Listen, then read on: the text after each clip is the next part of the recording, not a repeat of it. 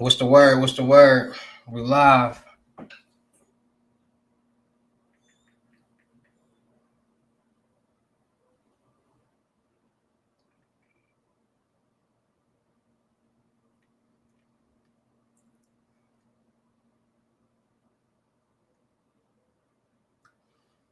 What's the word? What's the word? What's the word?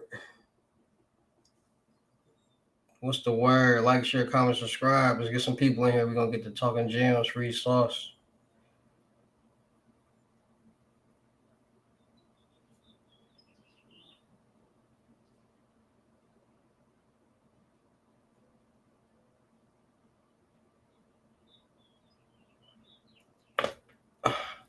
Like, share, comment, subscribe.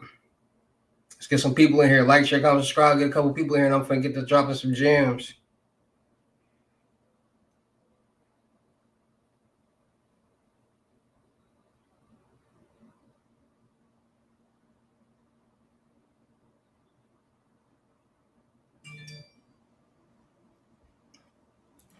Brandon Hicks, what it do? North Carolina, Raleigh, North Carolina, what it do?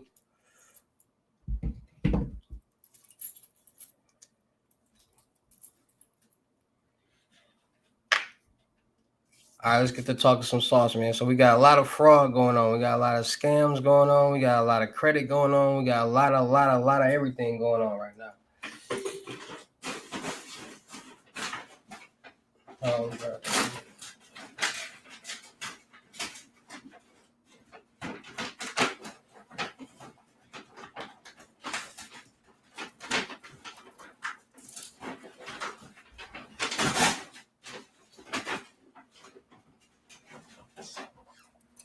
Thirsty, fam. Hold on.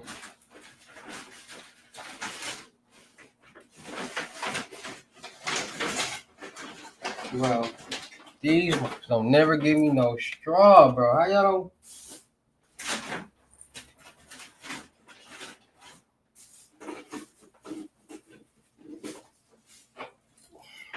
Like, fuck, you don't give a nigga a straw, bro. What it do, Big Ron 7-3? So it's a lot of fraud going on. It's a lot of scams going on. It's a lot of people getting rich off credit. A lot of people getting rich off the dark web. A lot of people getting rich off, you know what I'm saying? A lot of different things, a lot of different platforms, a lot of different stuff. So when it comes, let's get into the credit fraud, identity theft, and credit fraud and all that right now, because a lot of people don't understand how serious and how the magnitude, like people really getting rich off identity theft and CPNs. Because a lot of people don't understand, like a lot of people, when it comes to CPNs, like I said, this is all educational purposes only, not telling anybody to do anything, but CPNs, a lot of people create CPNs, and you got people who get people information and create CPNs around that, and you got people who use their own information and create CPNs around that. You got people who use fraudulent information to get loans, credit cards, and lines of credit that might not have the credit score or the information that they need, but they using it for good purposes. Like it's a lot of different situations and cases that people use different information or fake information or documents to get loans, credit cards, and lines of credit or do whatever. Now, with all this being said, everybody's main goal with doing any of these things is to get some money. That's the main goal with anything in life, to get some money. It could be a job, it could be a method, it could be whatever. Everybody trying to get some money. That's the main goal. Now, a lot of people don't understand that when it comes to these methods, it's not one way to do one thing. There's multiple ways to do multiple different things, and a lot of people don't understand that. So with credit fraud, people are looking to get the most money as they can without having to pay it back. A lot of people ask me where some loans that I ain't got to pay back, and there is no such thing as a loan that you do not have to pay back. If it is a loan, they're loaning you money and you have to pay that back. The PPP loan was a one-time thing that was going around. They got grants, and then you got people who understand business.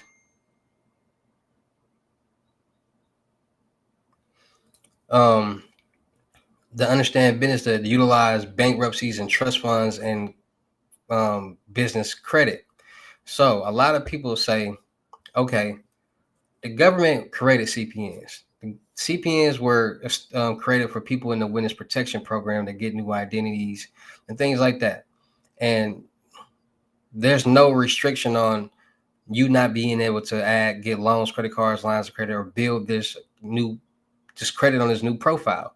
And these are called loopholes. Everything has a loophole. And a lot of people don't understand that. Like when it comes to credit, when it comes to loans, when it comes to POS machines, when it comes to everything, it's a loophole to everything.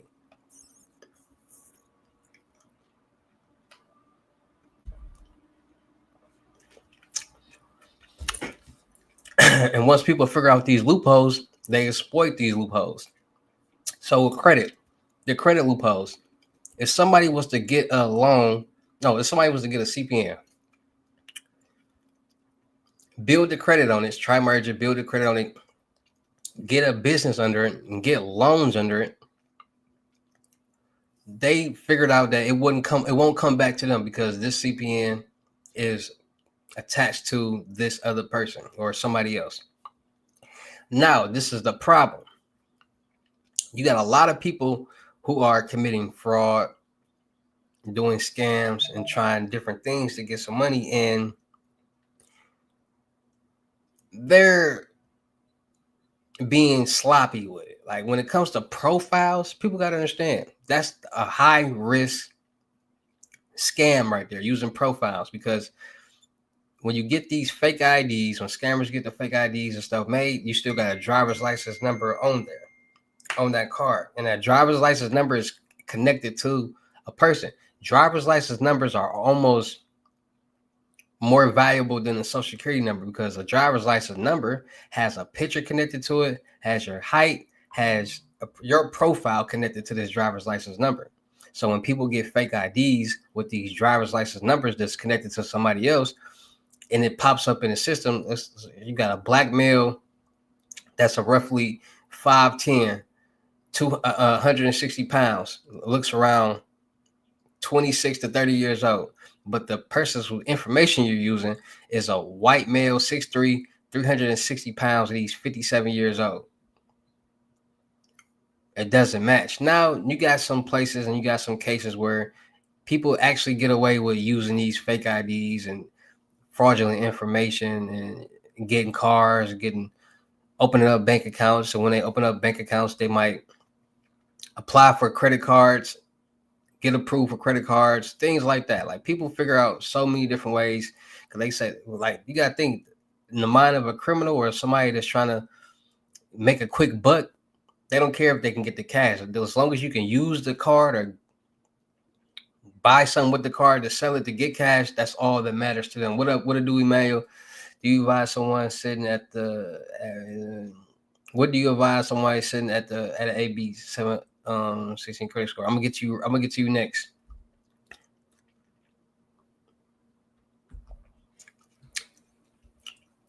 And make sure y'all tapping in, getting y'all FaceTime 101 limited gems lessons for $600 while they last, because they finna go back to regular prices at $1,000. So make sure y'all tapping in with that. But it's places that let things like this slip away and slide. And then you got places, a lot of people, listen, people mainly try to get CPNs to go get cars and apartments, to get some type of car. And people are starting to figure out, like, people figure out ways to do a lot of different things. So people, like how people stealing cars, people are figuring out that, okay, let me use this CPN to go get this car and turn it into a striker. Like people are literally doing things like that. Like people actually using CPNs to get cars and rent them out. Like it's so many different ways that people are doing it. Like I told y'all before, a lot of people come across a lot of different information, a lot of different ways. You got people who, at the end of the day, people run the world. So behind the scenes, behind all these businesses, behind all these platforms and everything that we do, there's a person. And just like when we calling these operators, calling these banks, and we talk to somebody and they asking us to verify information, we don't know what they doing. We don't know who's right there with them. We don't know, you know what I'm saying? It's a lot of data breaches going on right now. It's a lot of hacking and a lot of fraud and a lot of scams going on right now.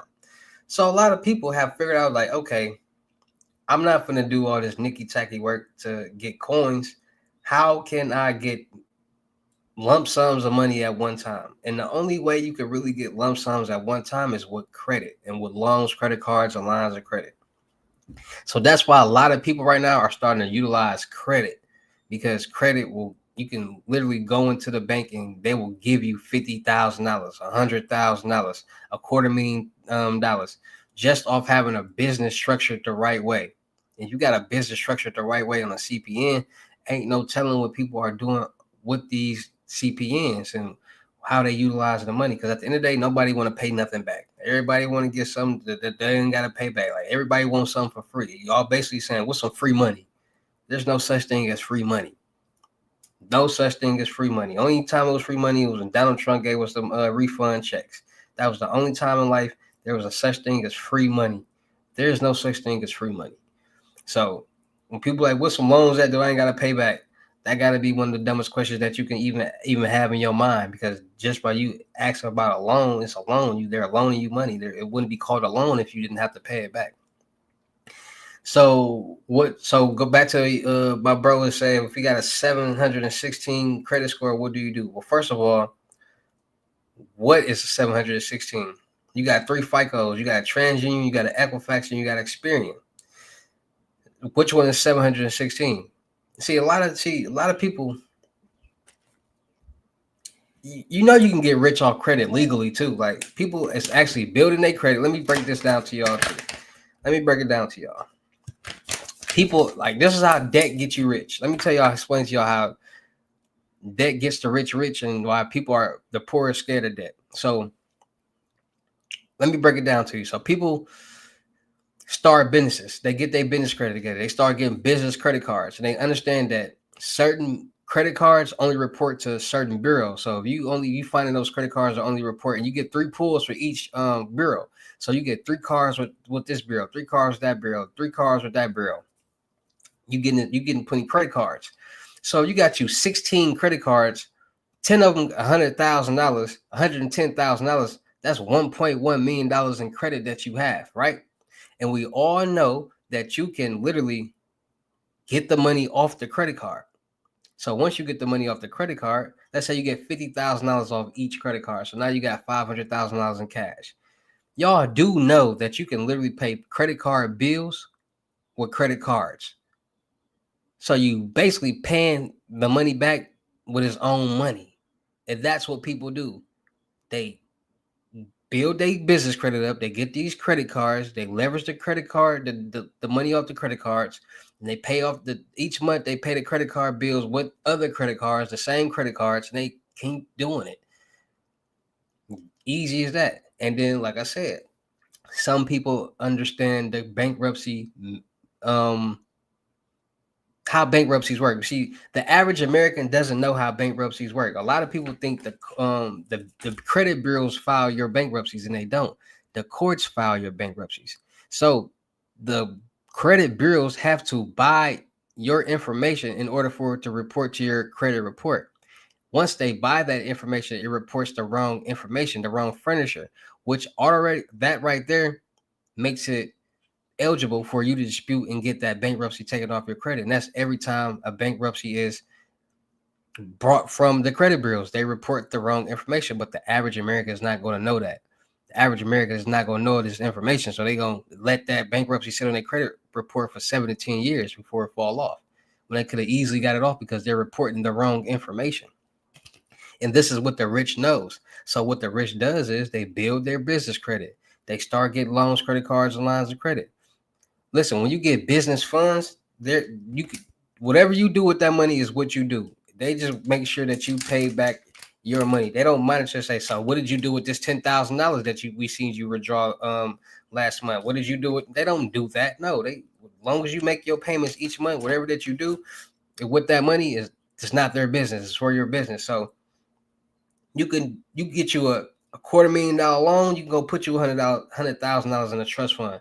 They don't care. That's not their business. As long as you're paying back them their whatever you got structured payments for each month, that's all they care about.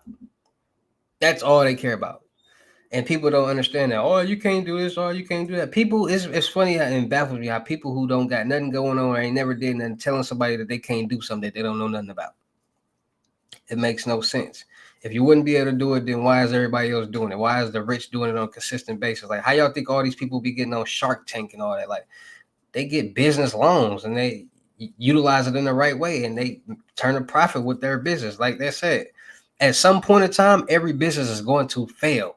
At some point in time, every business that goes up must come down. Toys R Us, Kmart's, Ponderosas, Circus Cities, all these stores that was once upon a time popular are no longer. They filed bankruptcy.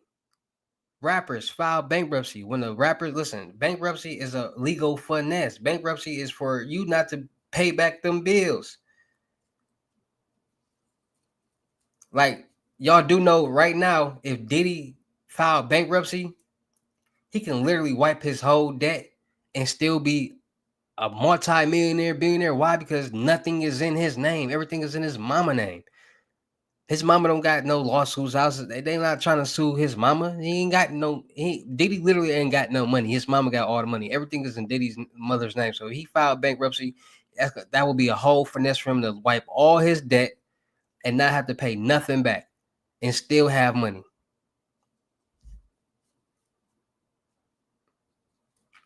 See, when people learn business and loopholes, that's how they become rich and successful. You're not gonna get rich and successful working a 9-to-5 job. You're gonna get rich and successful working for yourself and understanding that this world that we're in is a big pond. It's a lot of sharks in this pond. So is you gonna be a great white shark? Or what you gonna be? Is you gonna be the one eating or you gonna be the one getting eaten? That's how this world works. And then you got the credit card fraud. You got a lot of people with credit card fraud going on. See, a lot of people aren't aware how credit card fraud even happens. When you go into these ATMs, when you go into these restaurants and you giving every time that you give somebody your card, you should already like be wary of that because you never know what people doing. You going to Burger King, Taco Bell, all these drive-through places that will take your card and then they run it through. They don't be feeling kind of uncomfortable when they take your card and they shut that window and then come back. You don't know what they doing. You don't know. And we all know if they was to, let's say, swipe your card, it's not going to get an alert like, oh, somebody swiped your card. No, it only gets alert when somebody uses your card. And then we all know about these certain proxies and all this that's bypassing certain stuff. So y'all got to start checking these ATMs, start checking these POS machines. A lot of POS machines that got skimmers. A lot of people don't understand how people get these type of logs and these pins with the pin number. Like it be where you typing your number at the bottom, it could be a skimmer right there. So they literally getting your pin stroke and they getting your information. So now they got the pin number and they got the duplicate card number. It's getting real out here.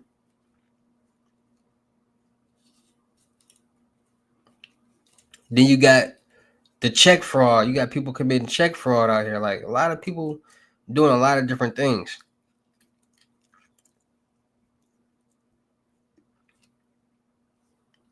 You got a lot of people out here getting information off the dark web or getting information from somewhere and utilizing auto-generated checks on the line. You got people who washing checks. You got people who doing all different type of stuff when it comes to checks.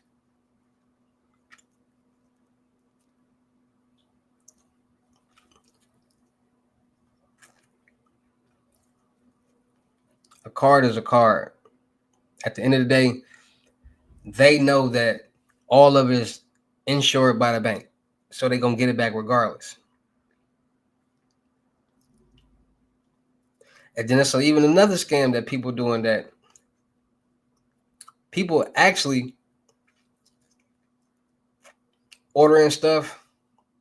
Like people will like finesse their banks. Because you do know if you report and say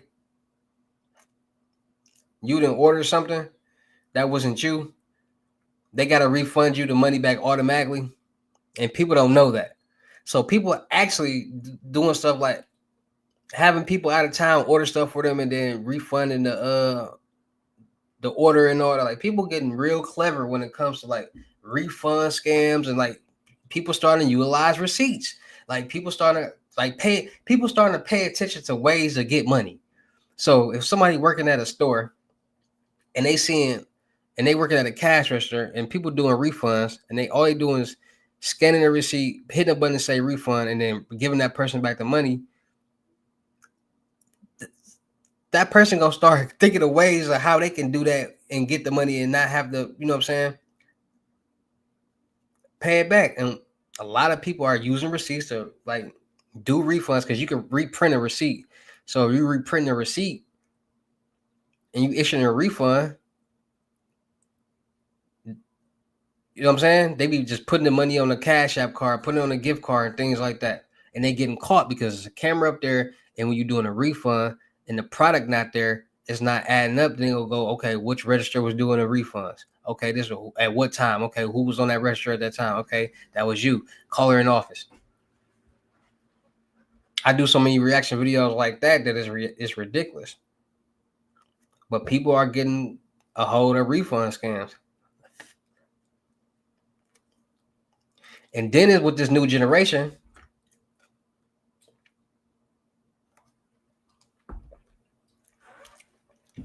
You got people buying fake products and creating receipts as if they went to the store and bought it and reselling it. Yeah, it's getting real out here. Mm.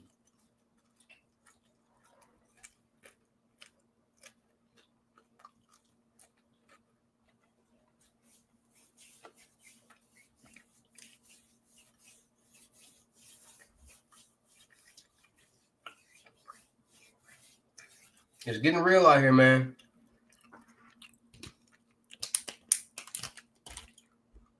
Make sure y'all type it in and getting these lessons too.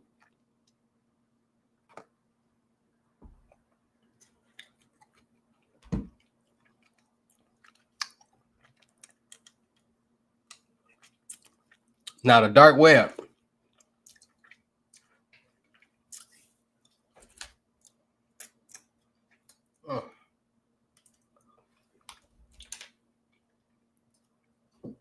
A lot of people getting rich on the dark web. A lot of people starting to figure out like it's a lot of people that want stuff, right? It's a lot of people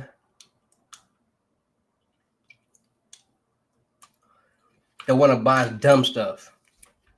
So what people are figuring out that okay,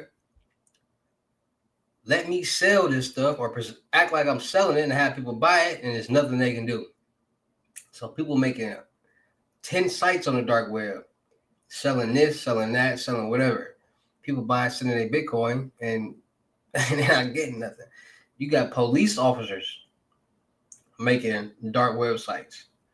You got people that's buying information, and those people are selling information on the dark web. Now look,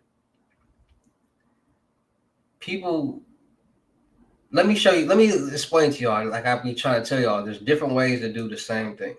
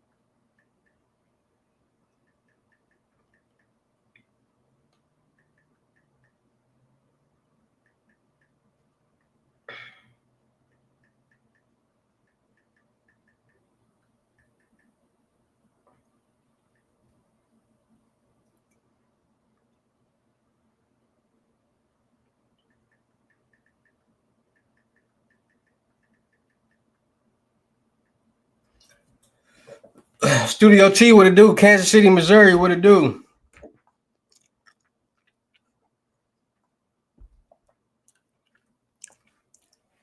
Make sure all y'all go subscribe to my Twitch right now, King Hussle Live. I do all my freebies, all my giveaways, all my IRL streaming, all my streaming with the Huss, all that over there, man. So make sure y'all subscribe to that. But back to this sauce and back to these gyms are gonna help my people win and keep them safe and keep them informative. You hear me?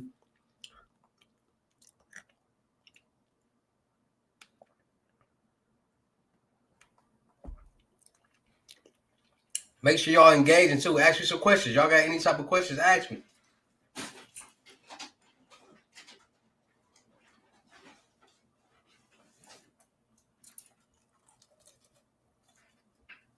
Mm.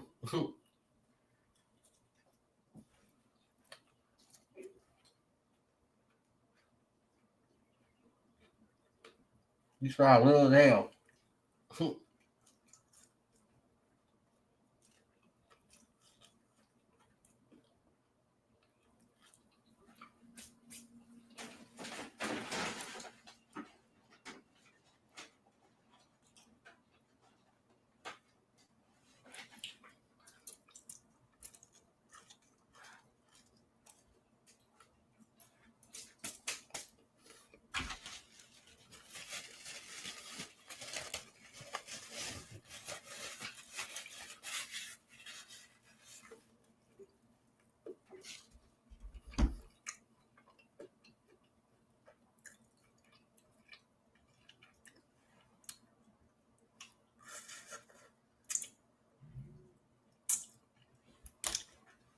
Fools are profiles.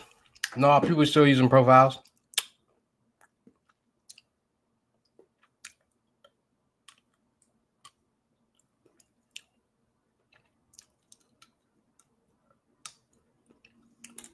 People doing a lot of different things with profiles. People getting cars with profiles. People getting loans with profiles. Credit cards, lines of credit. People selling your home with profiles.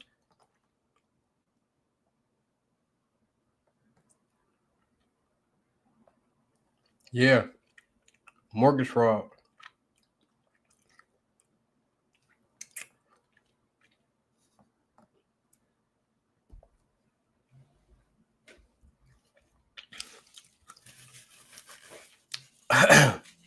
Like, look, let me tell y'all let me tell y'all the difference. Is y'all ready for these gyms? I said I got the heart.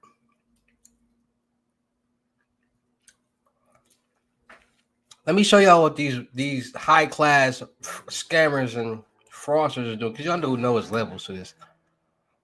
You got the lower level crackhead scams. You got the high level. What to do, Jeremy Warner? Hey, everybody here, should I do a 24-hour live? Let me know right now. Should I start doing more live streams, more 24-hour lives, more IRL, more gym dropping, more jewel dropping, more sauce dropping?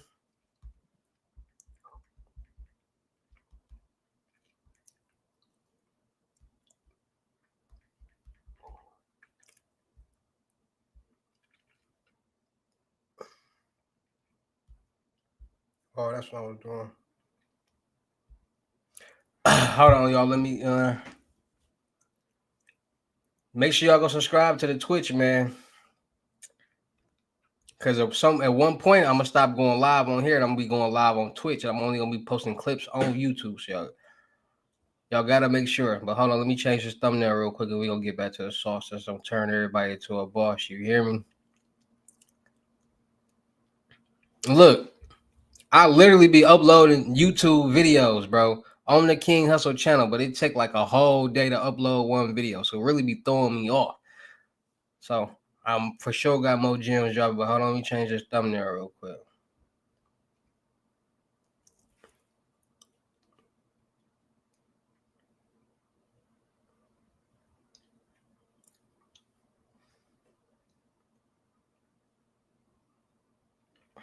Bye. That look a bit more cooler. Let me change these thumbnails real quick.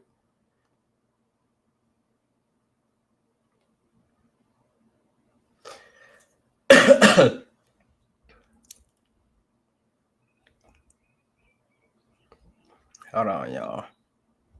Just changing these thumbnails real quick. Don't leave on me.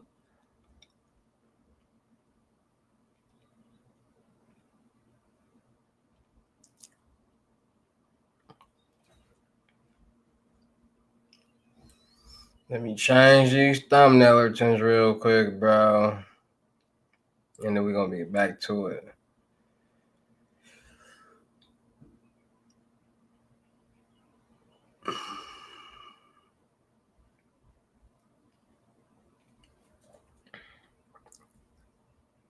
I'm going to use that thumbnail for something else.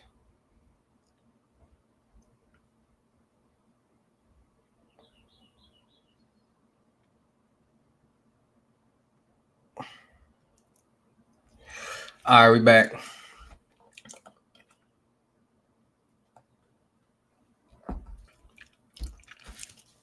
Anything is possible, bro. Anything is possible.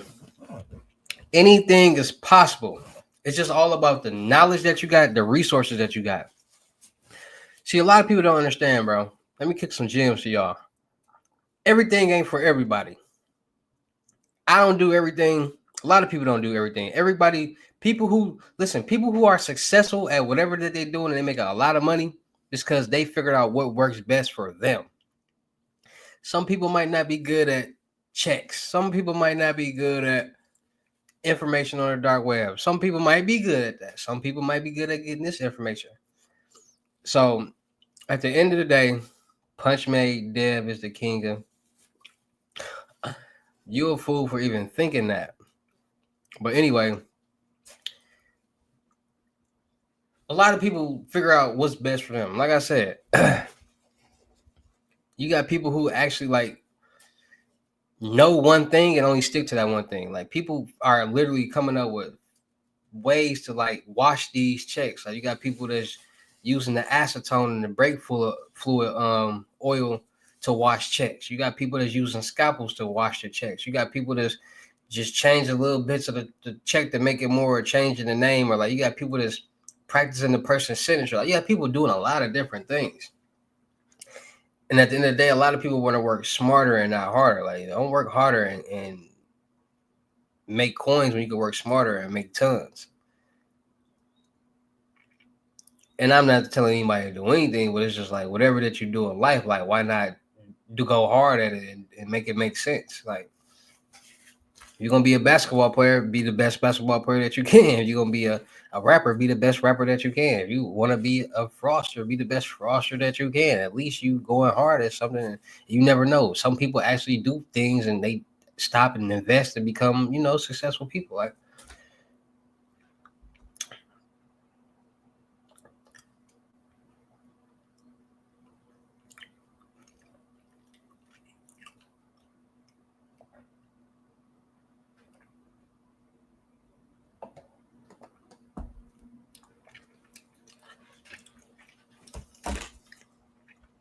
it's a lot of different things going on though. A lot of different things. Now, on the dark web, they do got a lot of sites that's getting a lot of people rich. There's a lot of get rich methods out there. There's a lot of cash out methods out there.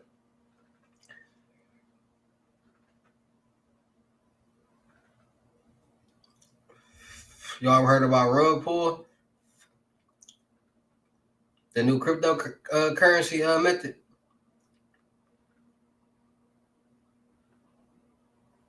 Who ain't heard about rug pulling?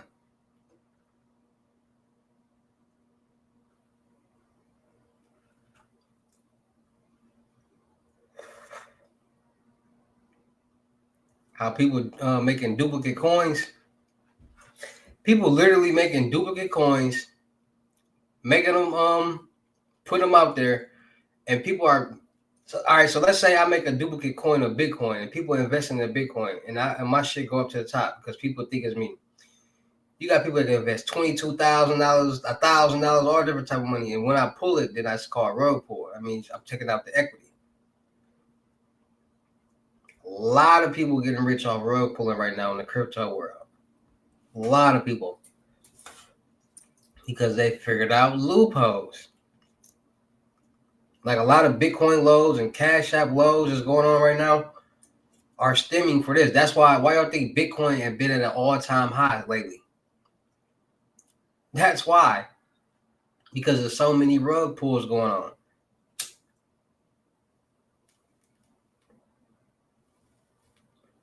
So many people investing into these coins that is raising the coin value up. Like Bitcoin going up, Dogecoin going up, Solana going up. All these different crypto coins is going up because of rug pulling. Like people is getting rich off rug pulling right now. Now, and rug pulling is illegal for sure, but people getting away with it.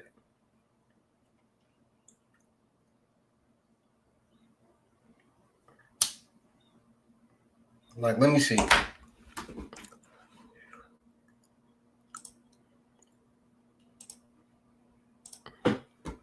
Let's see. Let's see.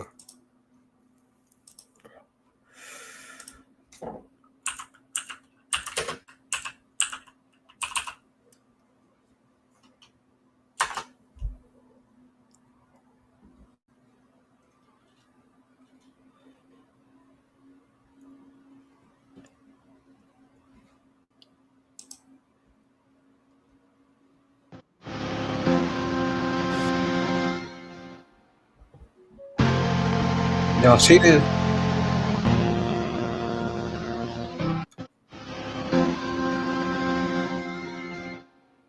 Y'all see that? Look. Wow. Y'all just see that? Like, come on now. Me and the devil. Look. This is how these load ups is going. Like, this is how people do it. Pulling a meme coin. He created Dogecoin and used a volume bot to trick people into thinking the coin was going to pump, causing it to go to $2 billion. He sold $3 million at the top, and the coin went down 99% comment rug. If you want me to make a video on how to create a rug pull manual, don't lock the liquidity so everyone know you can withdraw at any time. Do a pre-sale of 50% or more of tokens and other percent keep for yourself. Yay, it's not sus. When you have more than half of the tokens, don't worry. Want a full manual? Let me know. How to create a rug. This is day one of rug pulling a meme coin and gambling with the profits. I just made this coin called Fun, and some dumbasses actually bought this stupid coin. And as soon as they bought, I sold right away and made about $600. Now let's go put that money into my gambling account. Here we go, boys. All the profit on mine. EBK Young Jock, get. When a little girlie tried to do an alcohol test, she realized she was Muslim. And Look at this, y'all.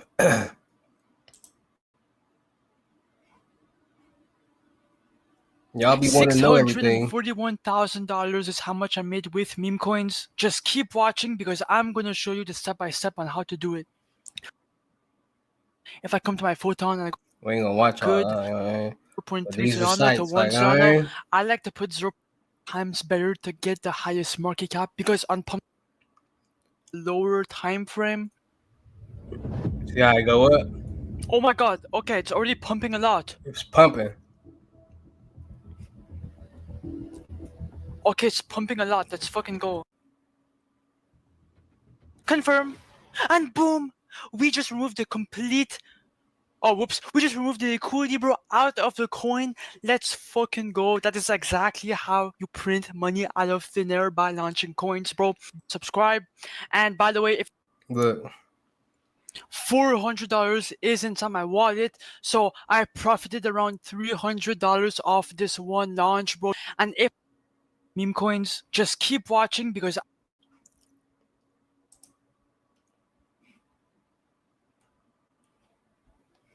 like, look at this, y'all. Like, y'all be thinking everything, like, people don't even be knowing about this type of stuff and be thinking everything be fake. Like, it's a whole different world out there. Like, this, and it take time too. Like, I bought it all just to make sure. It's how these loads is going, bro. Y'all be wanting these loads and stuff. Look. They got 23. I bought it all just to make sure. Fuck the delay. Look. They got 23. I bought it all just to make sure. Don't be afraid of the unknown. Do not be afraid of the unknown.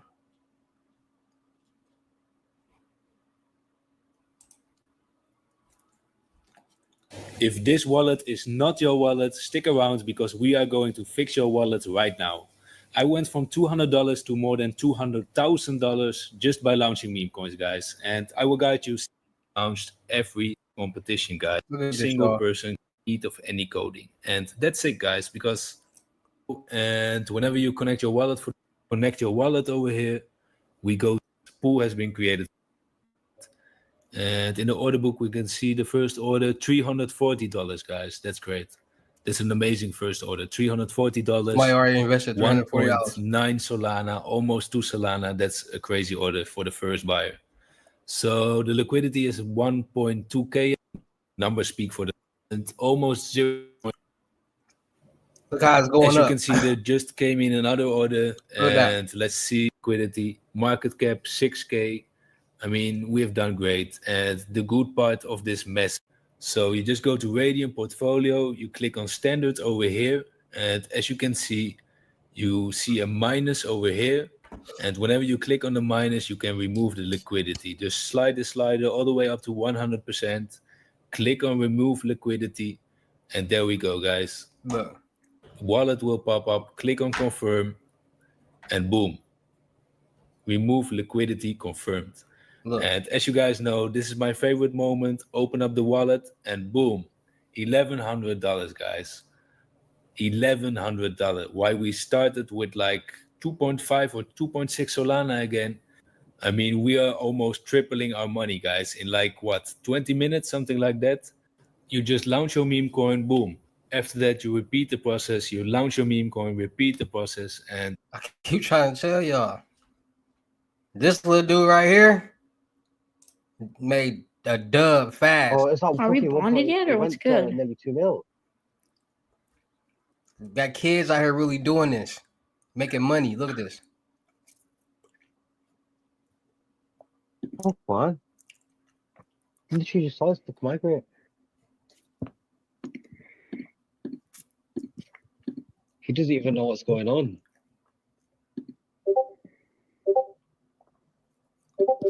How can you hear it? Wait, what?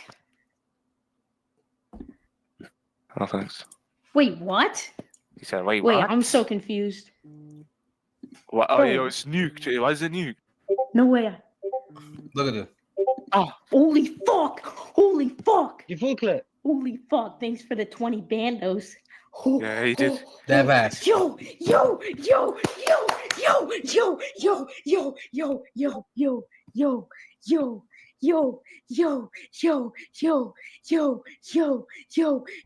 the fuck? What the fuck? Nah, bro.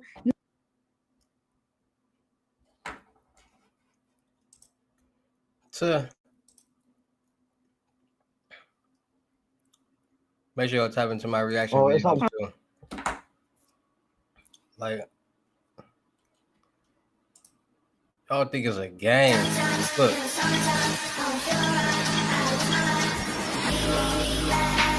Ow. Now imagine keep doing that all day, every day.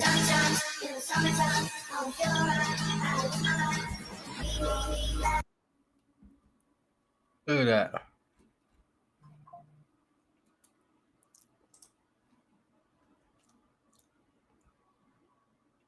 Y'all be thinking everything be, you know what I mean? People really out here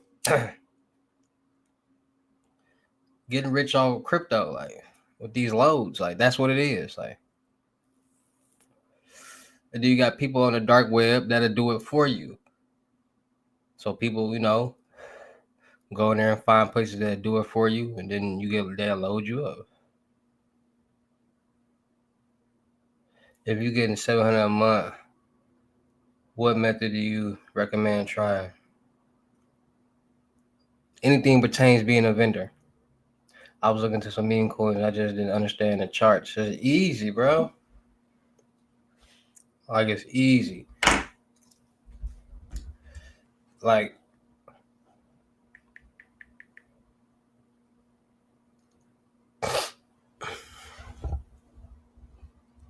You know what I'm saying? This is what I did just within the last.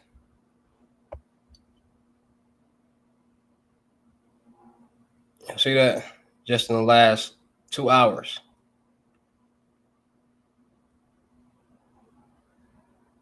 Last 2 hours. Or just all day, just all day crypto coin. People like, man, loopholes, baby, loopholes. Yes, sir. Yes, sir.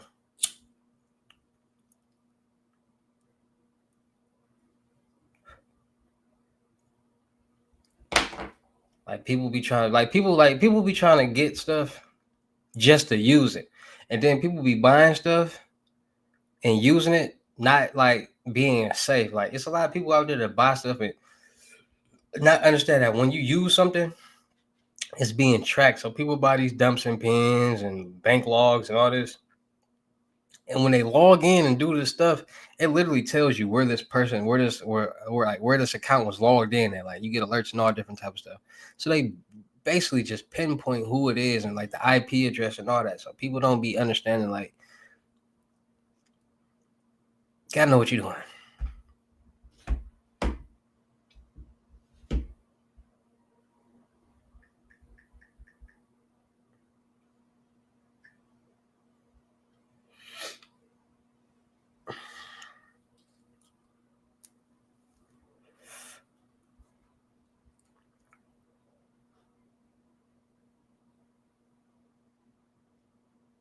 A lot of doing Shopify and all that different stuff.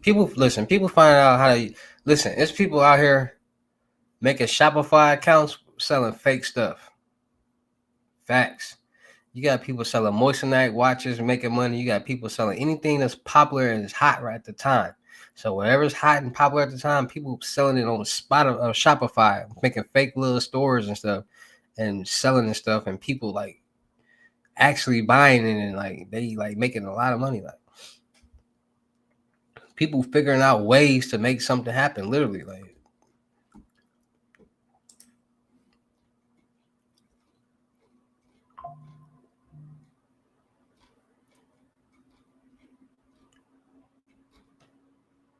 look.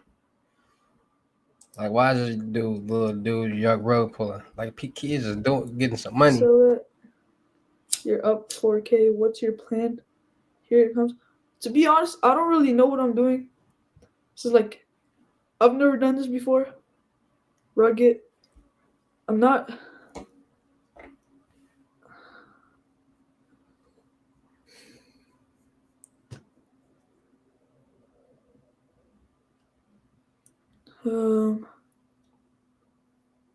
What are you talking about, bro?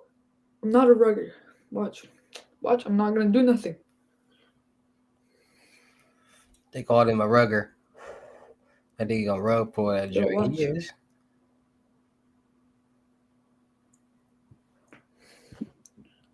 Hold on. Wait, let me.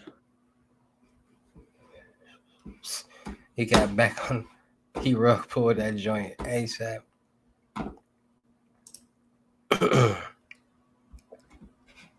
So you're up 4K. What's your plan? Here it comes. To be honest, I don't really know what I'm doing. This is like, I've never done this before. Rugged. I'm not.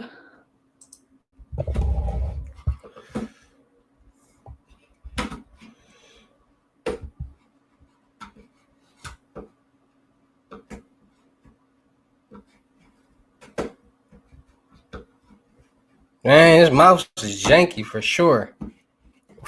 I can't even get back to click the thing. It's not steady. Like, dang. Like, share, comment, subscribe. Like, share, comment, subscribe.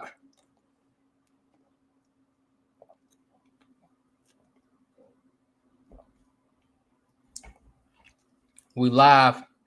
Tap in with your boy. Make sure y'all like, share, comment, subscribe, man.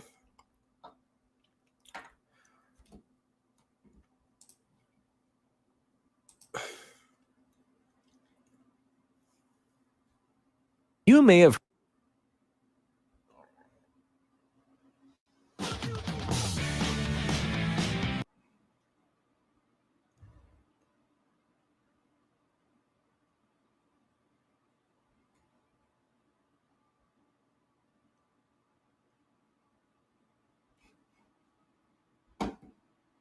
their investors.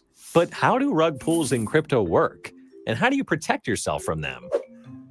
In a nutshell, rug pulls are a type of exit scam that involves scammers luring in the public to buy into a token or a project, then pulling the rug out from under the investors and disappearing with their funds. Rug pulls can take many forms. Liquidity pools are a classic rug pull scenario, which relies on decentralized exchanges to execute. A malicious developer first creates a new token. To make it tradable on a DEX, they will deposit a certain sum of this token together with a widely adopted crypto like ETH into a liquidity pool, meaning others who buy the token will be trading it for ETH, which goes into the pool. The scammer will hype the new token up to attract buyers and bring up its value. Once the token reaches a high enough value, they then remove all the ETH from the liquidity pool, which prevents further trading of the token, collapsing its price. Alternatively, scammers could just accumulate a large share of the token supply and then sell their holdings all at once after successfully enticing enough buyers to pump the token's value. These are sometimes also referred to as pump and dump schemes rather than rug pulls, but it's worth mentioning here since the outcome is the same, with investors getting the short end of the stick. Next, a smart contract rug pull is when a malicious developer intentionally includes smart contract vulnerabilities to defraud investors. It could be a backdoor or a switch that allows them to make a token impossible for users to sell, mint unlimited tokens for themselves, or charge ridiculous amounts of trading fees. A notable example of this is the Netflix series-inspired Squid Game token, which was programmed to prevent selling.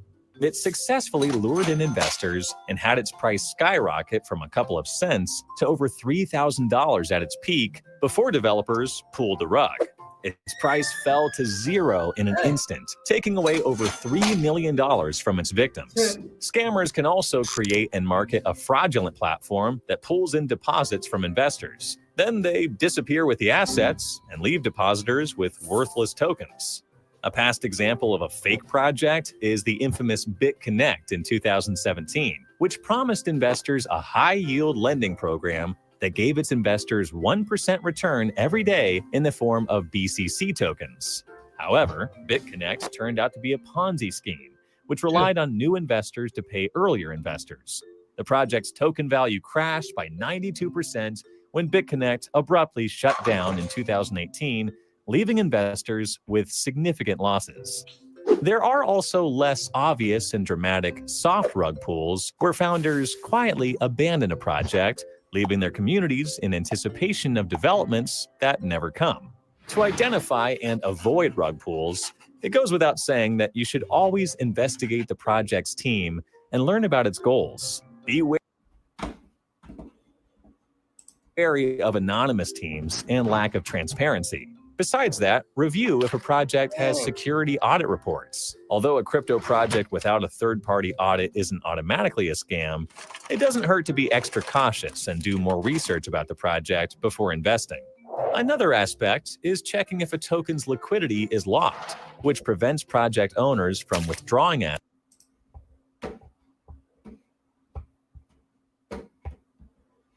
Just about changy. So, like I told y'all, it's a lot of people with getting rich off this crypto coin, this cryptocurrency. A lot of people figuring out these loopholes with everything, with credit, with everything. What y'all want to talk about next?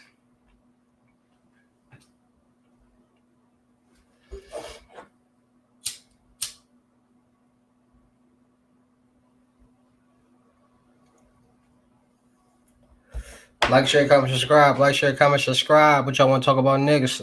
Let's get some more viewers in here. Let's get some more viewers. Engage.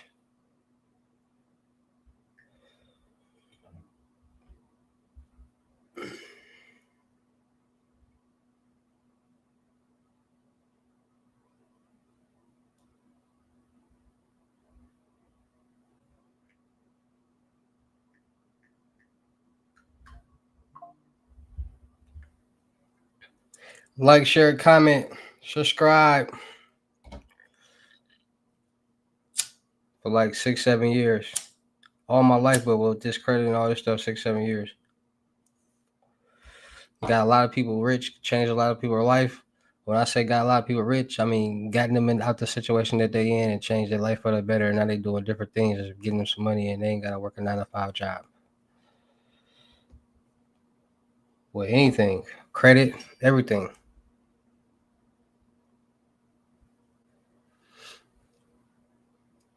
Help people get credit, get loans, credit cards, lines of credit, help them get their debt together, their payment history, all that. What's the fastest way to make 10K a month? Listen, if anybody want to just start making, you can make 10K like this. The fastest way is to do some, just because you don't need no license, you don't need nothing. All you need is 2 pieces of paper. Go flip a house. And people like, oh, you need to go buy a house and then put it on. No, you gotta do it. All you do is middleman in the house. So all you doing is find it. It's literally a website that gives you everything in one. Like it gives you the house, the people who selling houses, and it gives you an investors. And all you're doing is linking motivated sellers up with investors. It's called wholesaling in real estate. It's a website called Deal Machine for Real Estate. I got my own promo code that you can actually use. It's called DM Hussle, DMHUSSLE, which will allow you to get a free 7-day trial. And in that 7 days, you can literally make you $5,000 to $20,000, $10,000, however. It's just all about the property that you find and the investor that you find. So if you find your property on there, and you talk to a person, you get the contract and get the house in the contract for $150,000. And you find your investor that's willing to pay $160,000 for that house. You find your title company that's willing to work out a wholesale deal. You make you $10,000. Easy that. So the day of closing, you get your check for $10,000. The seller get their check for $150,000, and the buyer will get the keys and the deed to the home.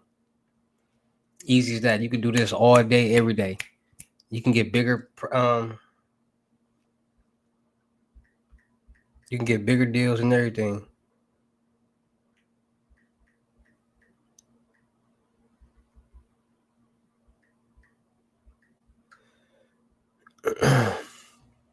Like people be missing out on this opportunity to get like some real money. Like you don't need no cash or no credit.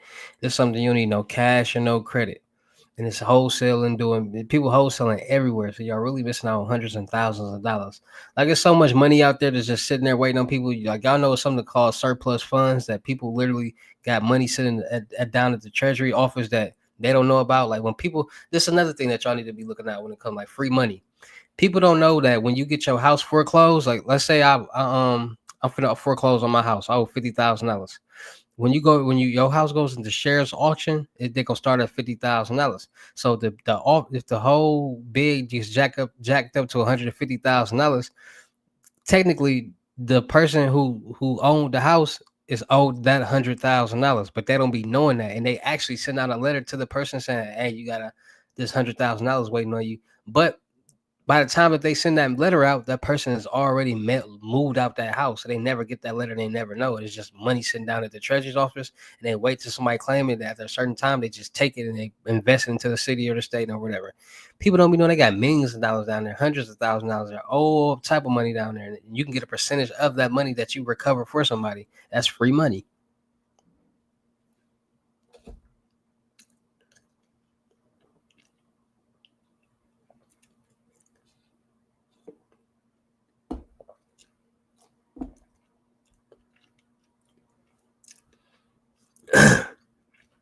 What do you mean by giving a real info out? If you want to get an auto primary trade line, like why? See, this is the thing. Do y'all actually be even knowing what y'all be doing and be talking about? Like if you running a business or trying to build your credit, why would you want to put something in somebody else's name or not use your real information that's not going to reflect to your own credit report, which is going to help your credit score, your payment history, and your debt? Why wouldn't you want it to report? See, this is how you do it. You go finance your car, $20,000, $40,000, $30,000, something small, under $50,000. Make a couple payments because you know them cars, the payments be real low. So you make a couple payments, then you go refinance that car. When you refinance that car, that bank is going to pay off that car. So it's going to report to your credit report as a paid off auto primary trade line. And you're going to have, depending on that bank, 3 months, 4 months, 6 months to start making payments on your new auto trade line or the auto loan that you got. That's how you finesse that. I'm asking you about what someone else is doing. I know you know, so I'm asking. What? How much do you charge to fix credit, and how can I get a loan? My credit mentorship is $2,500 loan. I mean, trade lines are included because with that $2,500, I'm going to be the one cleaning your credit, building your credit, establishing your credit, personal and business, and helping you get your first loan, credit card, and line of credit. Trade lines are not free or cheap. I'm not going to add a $500,000 trade line package to your credit report, and those cost $3, $4, $5,000. It just don't work like that.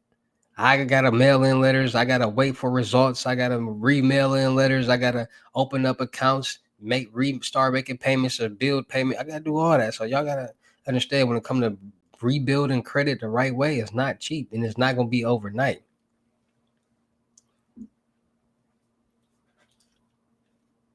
But it's possible.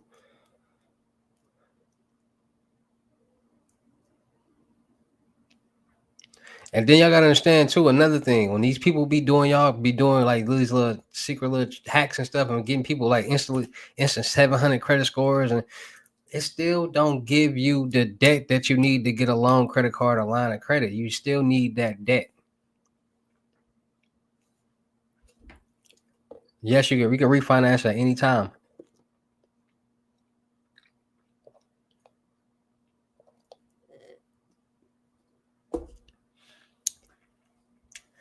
You can refinance at any time.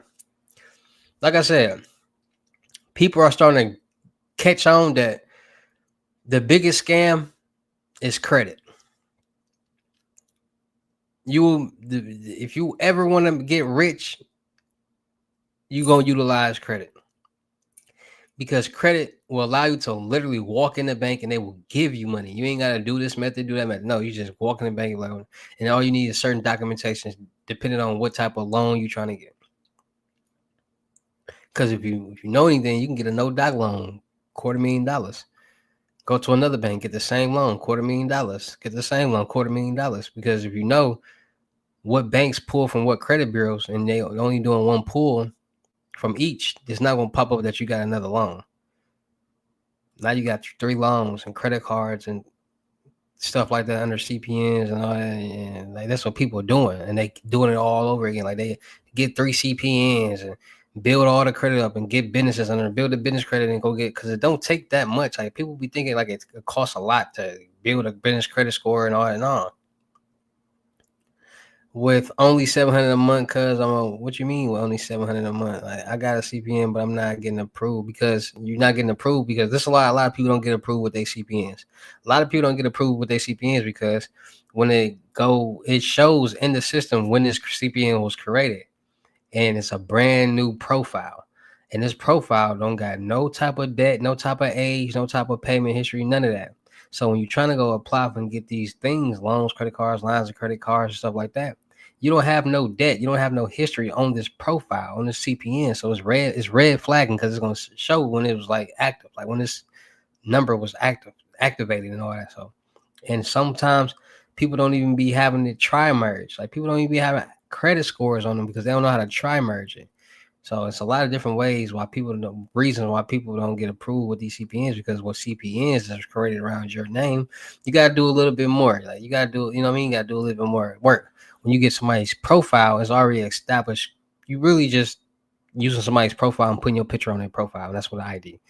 That's all you're doing.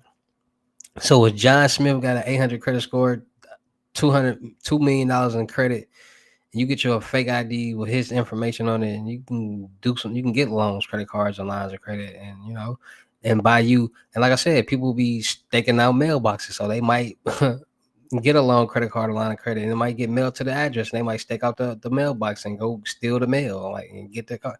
Like people do a lot. You'd be surprised, like the magnitude and the lengths that people go to do certain things. I had a CPN, got an apartment, ended up leaving the CPN, was linked back to me, and ended up on my credit. So CPN is no good. Go. Why y'all be getting these apartments anyways? Like y'all be getting apartments, y'all be getting the smallest and the dumbest things that they don't do nothing really for y'all. Like the goal is to make money. Like I'm not telling anybody to do anything. This is all educational purposes only. This is all real talk. This is all things that's happening right now in the world that people are doing. It's just bringing awareness and things like that. But people gotta understand, like the goal is to make some money. Like apartments and all that. Like people be like, this one kills me. People try to get apartments with CPNs, and you don't need a CPN to get an apartment. Like when it comes to getting an apartment and you got an eviction, there's places that now I can see if you got an eviction is holding you back, but people don't be having evictions. They just be having bad credit, and with bad credit, all you gotta do is pay a double deposit. Like that's mainly what they do is just have you pay a double deposit, and you right in the door. So people just be doing stuff to do stuff at some point. Like really, people just be doing stuff to do stuff.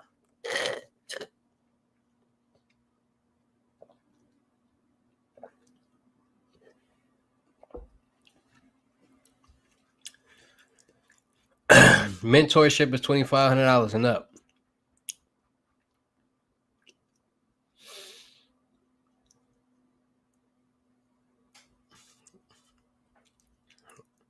In my mentorship, I will be giving you the opportunity to become a certified credit consultant, cleaning your personal credit, business credit, showing you how to do methods the right way, showing you everything and anything that you want to know. Just don't come. I hate when people come to me and be like, "Hey, bro, I'm just trying to learn how to make some money. Whatever you want to teach me." Like, no, it don't work like that. Because I did that, and people like, "Bro, I don't want to learn that. I want to do what they do, and I want to do this." Like, bro, what? Like, and everything that I teach is for you to work smarter and not harder. Like, we're not going to be doing all that. Like, we're not going to be putting yourself on camera, trying to hit ATMs and all that. Nah, you ain't going to do all that. 3 months. 90 days.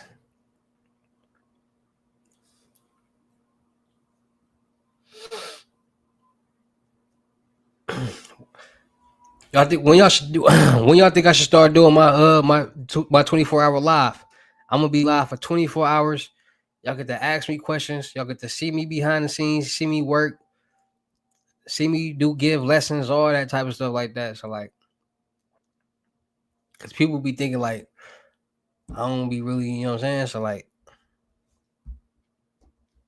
I can really give a lesson right now while I'm on this live. But then that's like free information.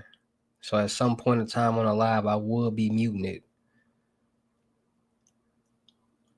and unmuting it, like simultaneously, like muting it and unmuting it and all that. Because y'all can't just get free information like that. But I want y'all to really see how hard, you know what I'm saying? Because people be like, bro.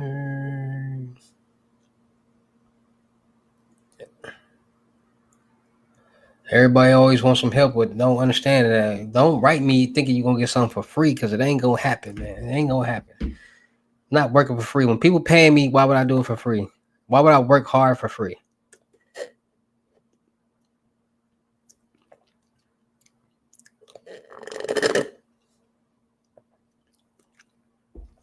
There's literally more people in the world that want a handout than more people that's willing to invest in themselves.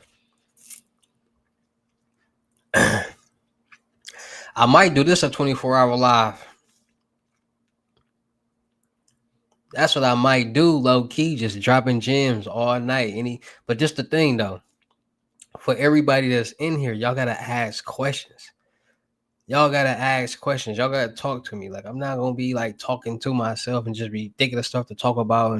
No, it's easier for y'all to engage, and that makes things way smoother and way better. And that makes, you know what I'm saying, the engagement better, and it makes me give out answers and answer questions that other people that might be afraid to ask and type might be wanting to know, and I might answer their question for because you the one. So y'all gotta engage more. Like for all we on 7-10 different platforms. We on Facebook. We on 1, 2, 3, 4, 5, 6 YouTube channels and a Twitch right now. So y'all watching right now, engage. You can ask me anything that you want to ask.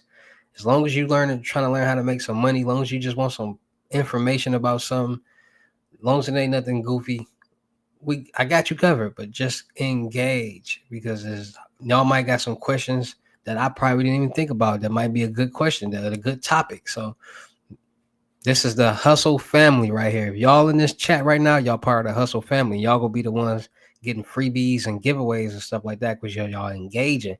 And when y'all engage, I see y'all name. I see everything. So I know who to pick out. I know who to make a moderate for my channel. I know how to, you know what I'm saying? Yeah, people, I know who to send a cash app to. I know who to give a free method to. I know how to give some type of free information to. You know what I'm saying? So y'all gotta engage, because the more you engage, the more it'll benefit you in your way. Point blank. Period. Help me, help y'all. Easy as that. All right. Did you use your real personal email, birthday, and card link to you? Anything regarding your CP? So with Fools, I gotta just basically find my own method through. It ain't with listen. Fools is profiles. Point blank, that's what it is. A full is a profile. So you basically somebody, this is the full information. So people just getting fake IDs to these profiles and they applying for stuff and like, you know what I mean? Like, you got people figuring out and finding chicks that work at banks and manipulating them and making them get them information, or being at their house while they at work and seeing information. Like, you know what I'm saying? Like, all the information is right there and they take it. Man, it's getting crazy.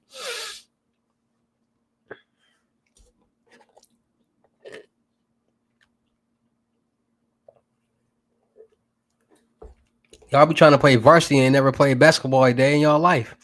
How y'all gonna do that?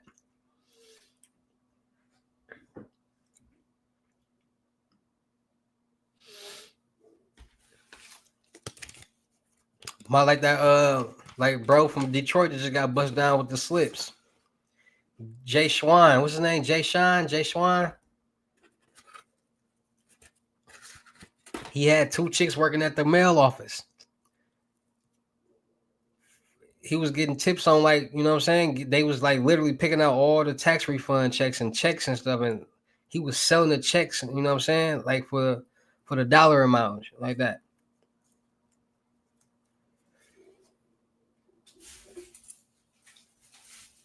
Over $63 million. See, people, this is the thing. People be so green and not like so gullible, like, man, this ain't gonna come back to me. But you gotta think, when real people is missing their checks and tax refund checks, and they gonna want their money. Like, they gonna be like, bro, I ain't get my money. So they gonna start doing their investigation. And then everything gonna start like being tracked. Like, okay, we mailed this through this system. It went to this mailbox. Like, it went to this carrier, because everything is scanned. So they go like, okay, at what time? Like, everything is tracked. So, and that's how you got caught. That's how they all got caught.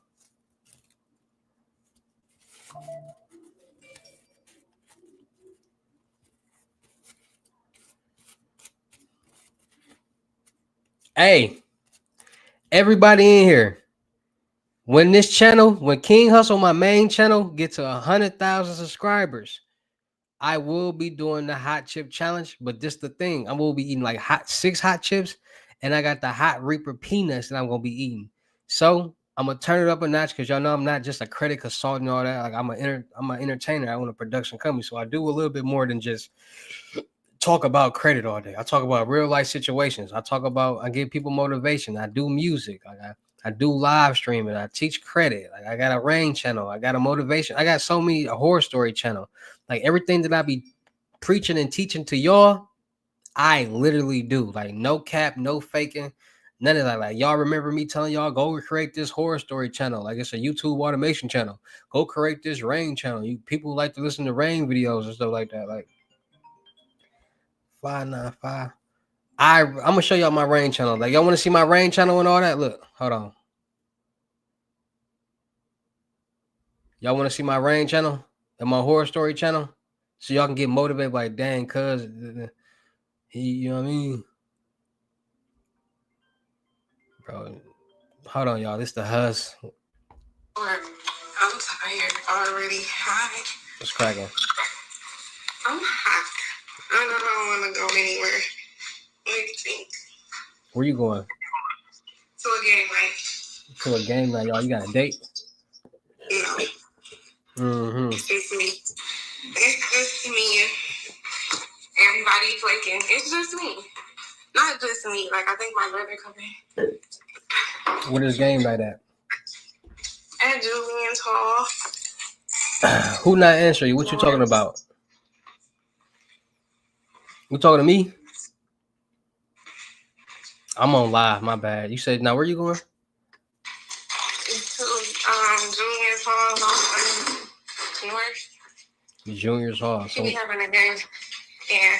He be having a game like her. He be kind of lit. And I want to be clear lying in the hole ready to go out there. So when you making that move out here, see me. When you stop ignoring me and some weird shit. I don't ignore you. I don't ignore you. I be working. You gotta put a little bit more pressure, a little bit more effort. Yeah. Oh, no, I ain't good at stalking. That's a lie. You think What time you coming home? Okay, I think I'm ready. What time you going back to the house? I don't know. Probably after that's over. What time is that over? All right, text But me. even then, depending on my mood, I probably not stay long. All right, text me till you get home. Okay. All right.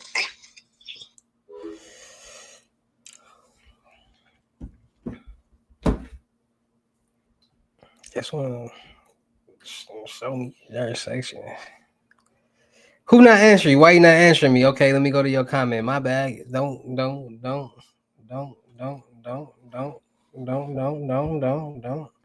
I have 4 credit cards in collection. How can I get them off? I started making a payment plan with the creditors. Is that okay? That's great. What you don't want to do is listen. Credit when you get your credit cards off. Listen. Let me give y'all some point of advice. When it comes to anything with payment history, you do not want to quote unquote delete it off your credit report. If anything, you want to get caught back up on payments, and you want to mail the creditor and ask them to reverse the payment that was ever late, because you don't want to take away payment history that you need on your credit report in order to start getting major loans, credit cards, and lines of credit, because then you got to start all over again. You don't want to do that. That's why when people's trying to dispute all those accounts off their credit 2 years ago, having people taking pictures on Instagram like they mailing in 100 letters, like that was the silliest thing ever, because you messing up them people credit. Them people, listen, when you delete an account off, it's gone forever. You can't be like, oh, I need that debt. Let me get that back. I need that payment history. Let me get that back. It's gone. So now you got to go back out and find another primary trade line. And we all know nobody wants to get primary trade lines because that's quote unquote debt that y'all don't want. And we already know it's not a lot of primary trade lines out there. It's really like 5. Auto loans, mortgage loans, revolving credits, installment loans, and lines of credit. Those are the 5 primary trade lines that's out there. So people would be getting all these disputes and just disputing everything on their credit, not knowing that this is going to take away their age, their payment history, and their debt. And now all that just went down. Now that 10-year credit report now is a 6-year credit report. But they on charge off. How much you charge to do something like that, bro? Start making, if you got it on a payment plan, start making them payments, because it's gonna help you. It's gonna help your credit profile. Payment history.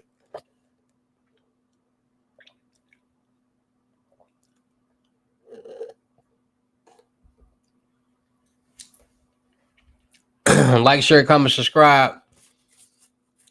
Like, share, comment, subscribe.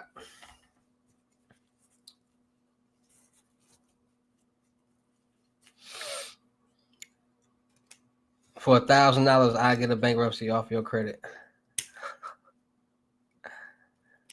Yes, it's a way to get a bankruptcy off your credit report. It's how the rich get rich. And that's why that's why you see every rapper, every millionaire, almost billionaire filing bankruptcy. It's a legal finesse. Like, it's a legal loophole finesse. Like, they trying to keep their money and not pay them bills back.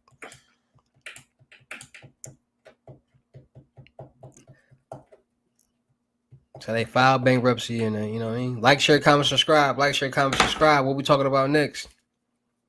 We got dark web, we got bank fraud, we got credit fraud, we got CPNs, we got check fraud, we got whatever that you want to talk about. Refund fraud.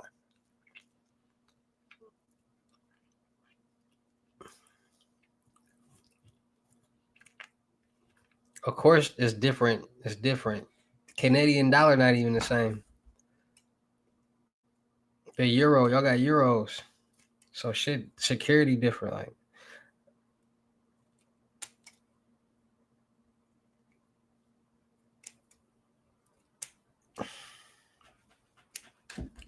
like, share, comment, subscribe. Like, share, comment, subscribe. What we talking about next? What we talking about now? What we talking about then? Let's get it off the ground.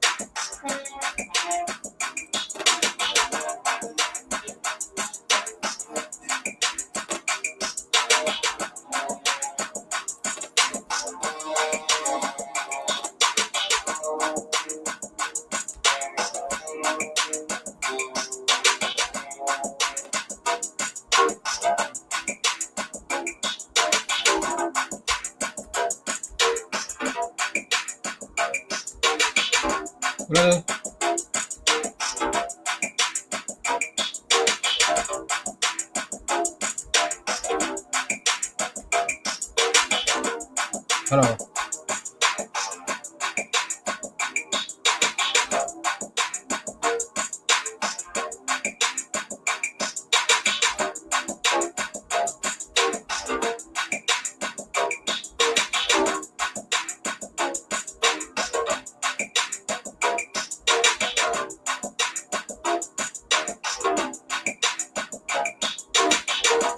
All right.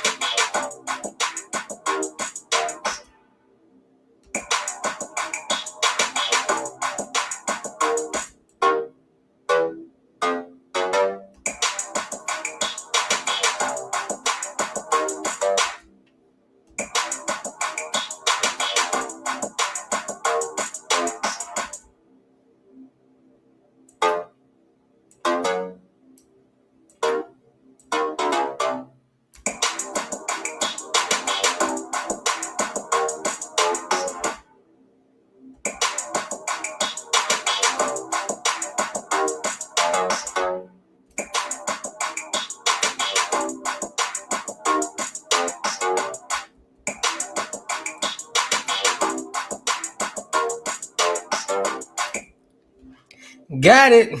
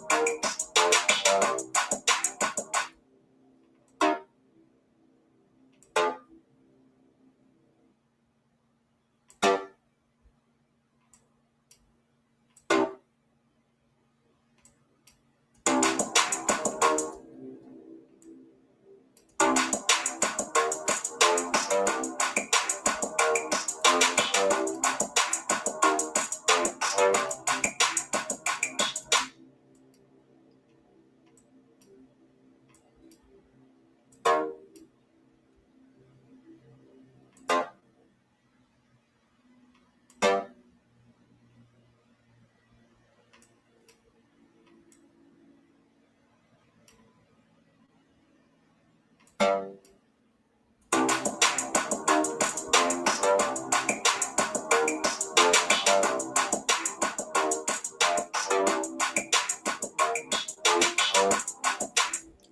right, back to y'all. My fault. I had to making the beat at the same time.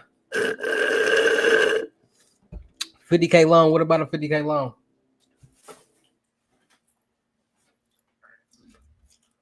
What do what do Nick West? 414 Love, stand up. Cause what I got.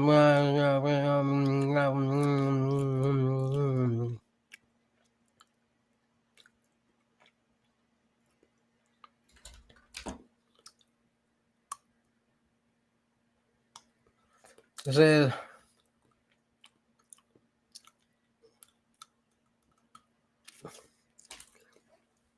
I mean, shit, should have took a better picture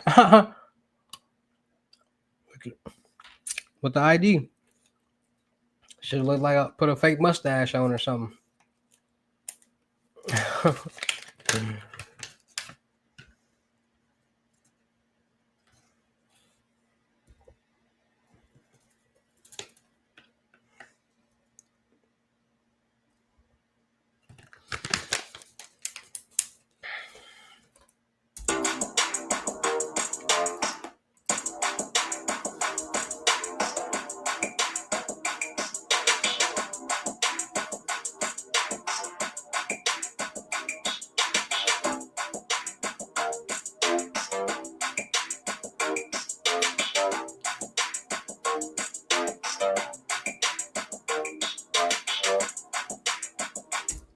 I have my own business and I'm trying to start off. What kind of business you got? Like, share, comment, subscribe. Like, share, comment, subscribe. We live.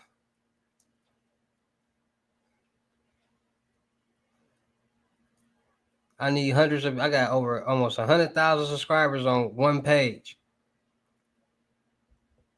I for sure need more viewers in this joint. I know that live notification bell went out to over 100,000 people, and only 7 people in here.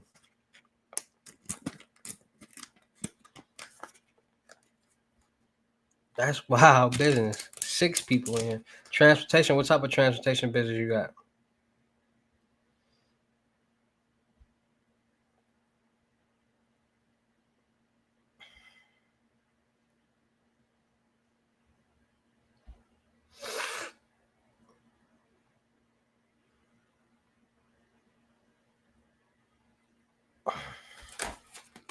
Like, share, comment, subscribe.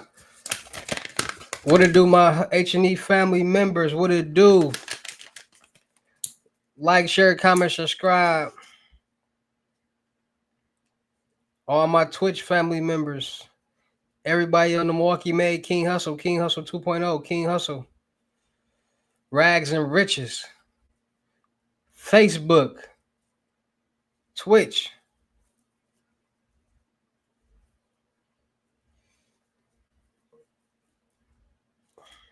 Everybody that's tapped in, I see y'all. Y'all gonna be the ones that be getting freebies and giveaways and all that. People, you know what I'm saying? But it's all good. We're gonna get back in the algorithm. We're gonna build this platform back up, all these platforms up.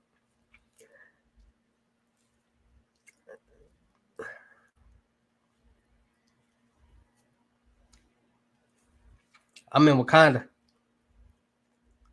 I ain't in Houston.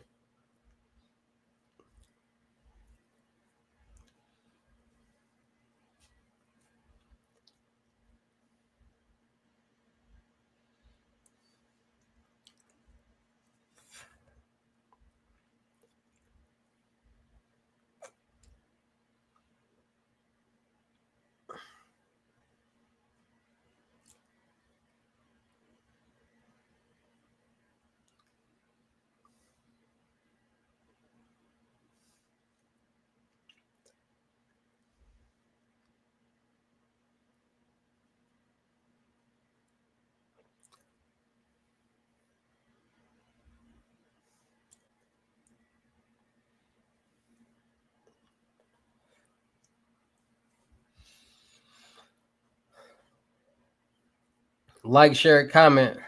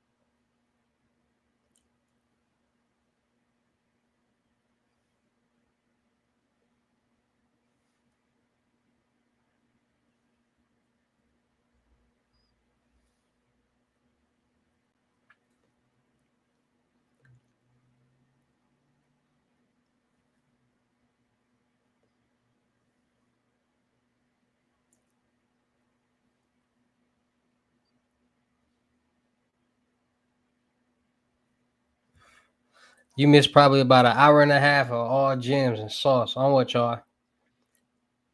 If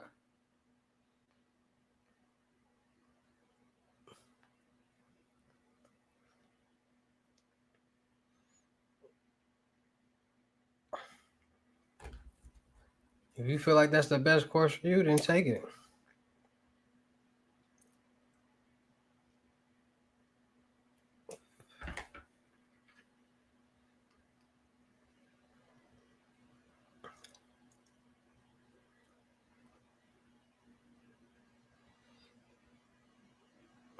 Make sure y'all go subscribe to my Twitch right now. If y'all ain't subscribed to the Twitch, y'all already missing about this.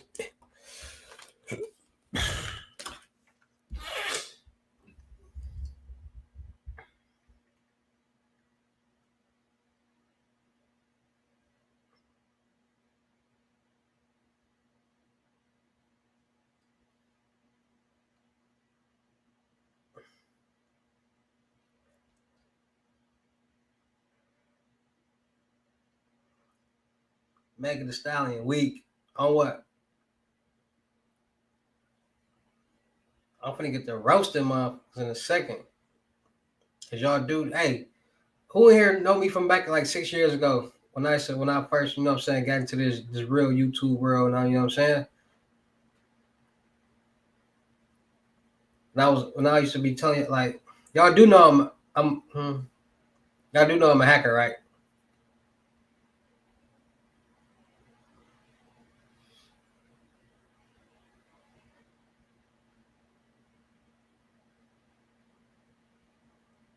Ethical hacker though.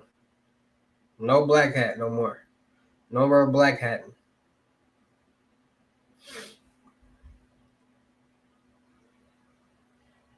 Y'all do know like the vendors and the hackers make way more money than people.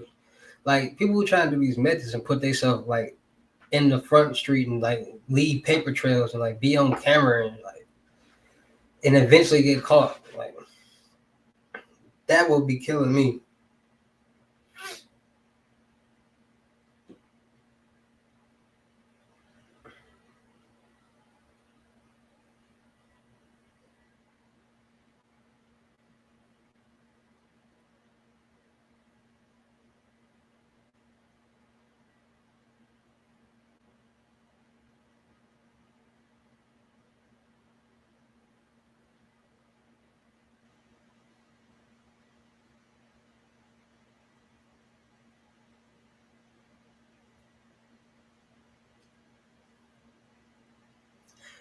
I'm trying to own a lot of businesses.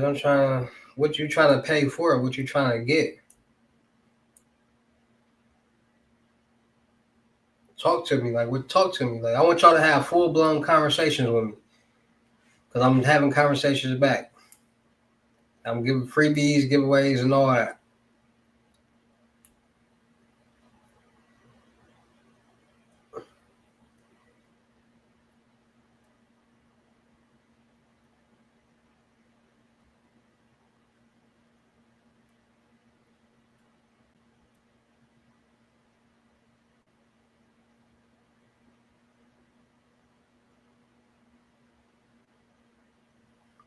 Like, share, comment, subscribe. Like, share, comment, subscribe.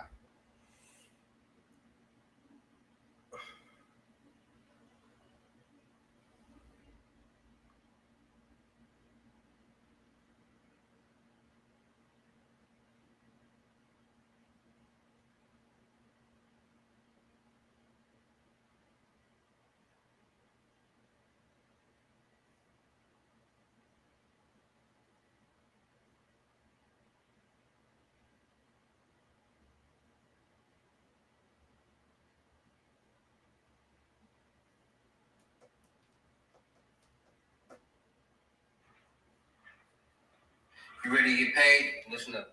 E-Loans is giving $5,000 no credit check, same day funded personal loans to people with bad credit. Yes, for anybody out there that needs a quick instant $5,000, they will give you the bag. EILOAN.com. That's EILOAN.com.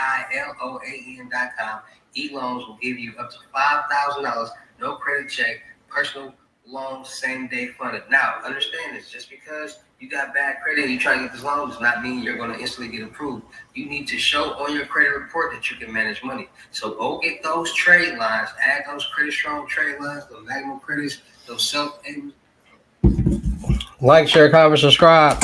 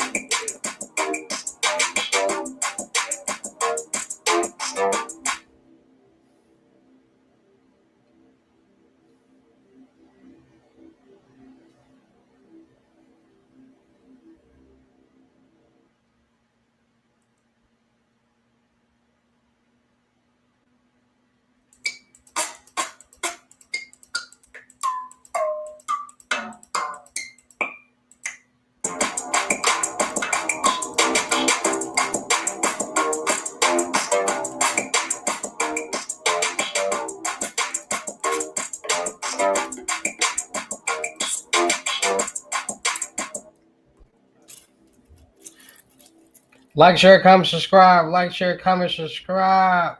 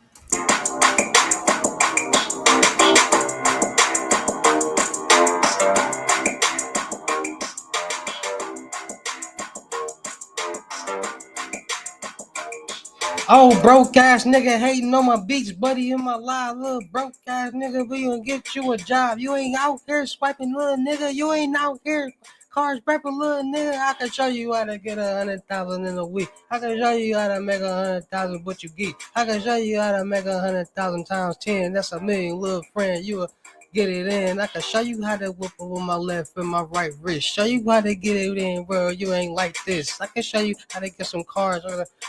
Hey, your baby mama tryna fuck cause you got this. If you got some money, little nigga, I can show you something. You ain't talking money, so I got you right here running something. Hey, I can really get my shit off on that. What it do? Fresno, what it do?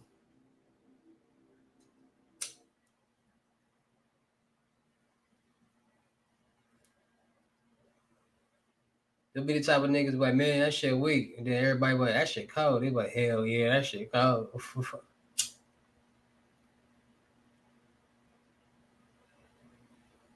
But you got your own taste, little bro.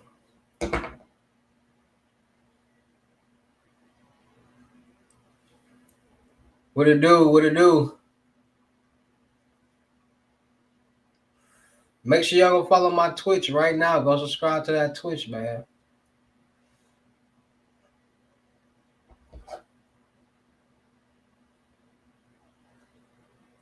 Go subscribe to my Twitch, man. We live on Twitch and YouTube right now. We dual stream. I dual stream, so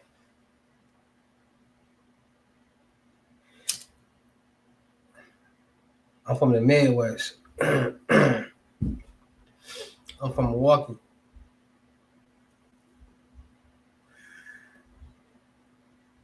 Little broke ass nigga. You ain't really on my line. I can show you how to make a zip turn into 30 times. Extra 6, that's a whole brick.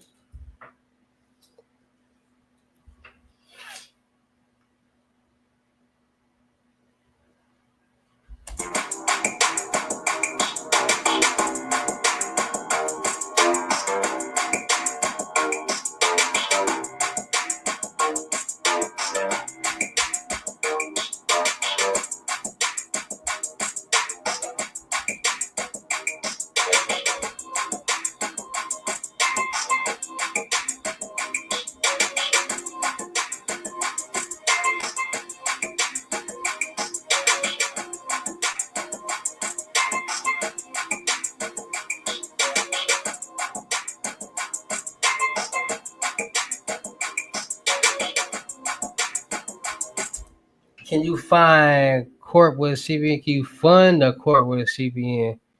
If my real credit up, cuz I'm confused on what you asking. Can you fund a court with a CPN?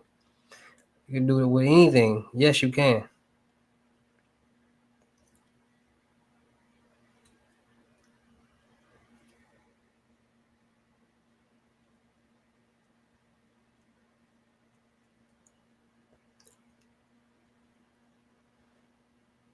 Hey, should I stay on this live for 24 hours? Should I get my streaming on? Like, share, comment, subscribe. Y'all get to talk to me for 24 hours. Y'all want that? But I'm gonna have to.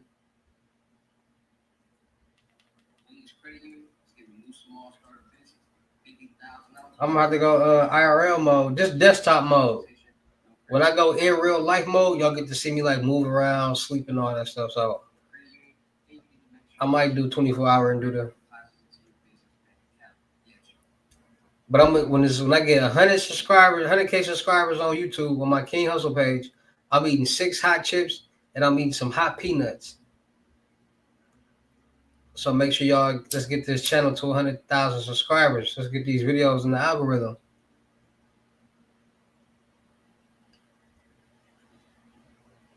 I'm gonna do what they ain't doing. I'm gonna be the first person to eat 6 hot chips. Y'all think I can do it? And I'm gonna teach credit at the same time. And I'm gonna give a method.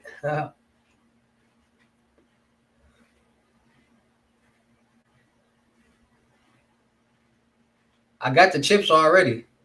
And I got the peanuts. I got all that already. Y'all wanna see it? Y'all wanna see the chips and the peanuts?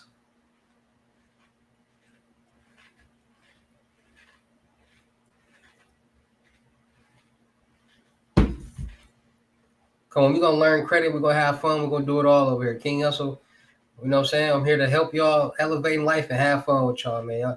I'm the best entertainer there is. Like, ain't nobody dual streaming, ain't nobody giving lessons, ain't nobody got 10 YouTube, 20 YouTube channels like me doing different things. I'm really the only person doing that. Ain't no DDGs, ain't no Kai Snatch. They all got their little Twitches and their YouTubes. That's, little 2 platforms. Me, I got Twitch, 20 YouTube channels, all that. I'm on everything. So y'all will see this face a lot. Music channel, all that. Y'all want to see the chips though?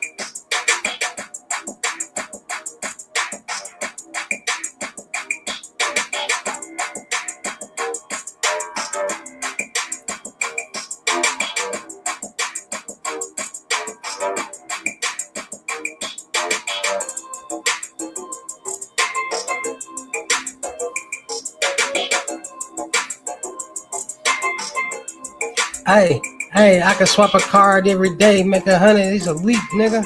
Nigga. I can get your bitch and go bust some checks for me. She a runner, nigga. Nigga. I can get 100 pounds in a week, swap it in a week, nigga. Show you how to run. Hey, I can get a bad little bitch. Show her how to get them checks going. Show her how to whip it with the. I can show her how to clear them checks working good with the acetone. Get the brake fluid and that's gone in the phone. I can show you nigga get rich off a mobile phone. If you good, hey, I can show you how to make $1 million off credit if you really broke. If you sitting down, just take some notes. If you wanna get some checks, nigga, just some little check. If you want some less, little nigga, just give me the check. I can show you 1,000 ways how to get full. If you wanna come and get it in, this ain't jet fuel. I be smoking on the best side, yeah, that jet fuel. If you wanna roll with me, she know she got that best fuel. Ooh, let me pushing in the winds, I'm that real goat. $30,000 on my neck, that's that real choke. If you wanna with me, you know this a good throw. Baby wanna come and suck with me, get that good throw. Hell no, little baby, no, that's a no-go. I ain't fucking with no broke bitch, that's a no-no. If she wanna fuck with me, she gotta get a free throw. If she fuck from the line, then she gotta get low.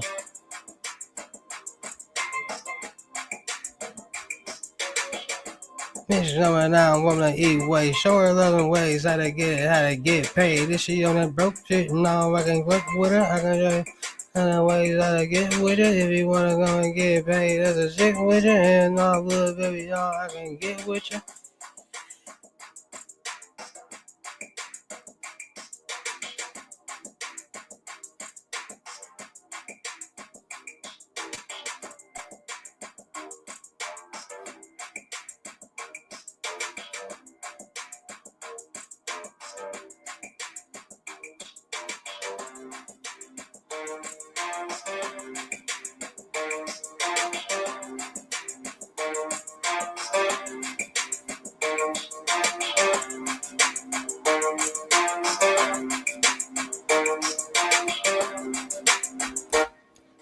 Need CPN friendly credit unions. Any bank is CPN friendly. You just gotta have a right CP. What do you mean CP friendly credit profile? You can go to any bank and get a.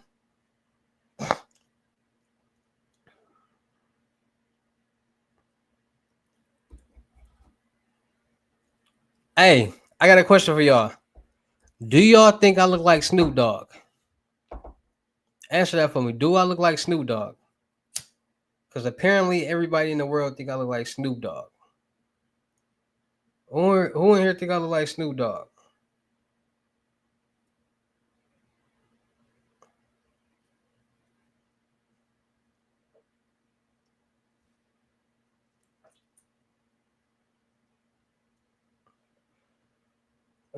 Y'all think I look like Snoop Dogg?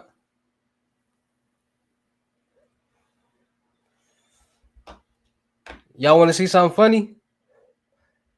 Who in here want to see something funny? Like y'all want to see like the craziest thing ever? Y'all want to see some crazy stuff? Y'all want to see something crazy? Y'all want to see my impact? My aura? My Snoop Dogg aura? Who in here want to see something funny? Like this, we finna have a little fun real quick. Who want to see something funny?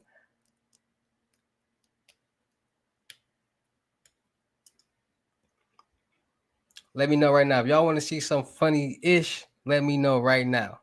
Y'all want to see how I impact these people across the world? Y'all want to see something?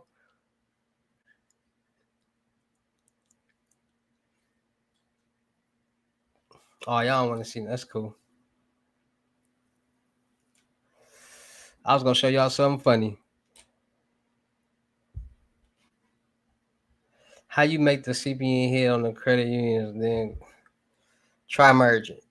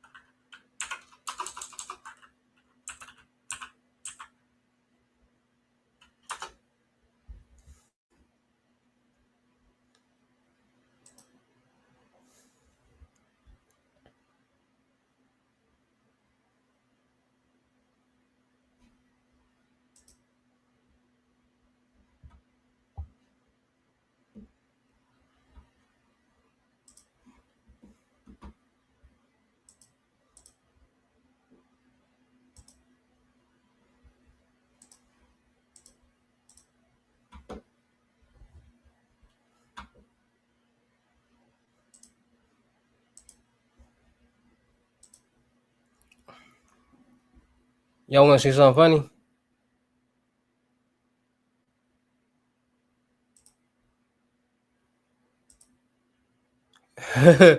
Y'all want to see something funny, bro? Y'all look, watch this. Watch this, y'all. This how funny it is. Look.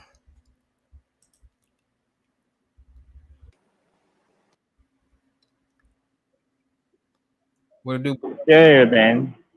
You look like Snoop Dogg. Like Snoop Dogg. That's my uncle. Yeah. Really? My uncle. Here. What? Is that Snoop Dogg? Is this Snoop Dogg? That's my uncle. I can see the resemblance. Word. I'm for real. That's my uncle. Snoop Dogg? Who? Are you Snoop Dogg? That's my uncle. Actually, Yeah, bro. you look like him. That's my uncle.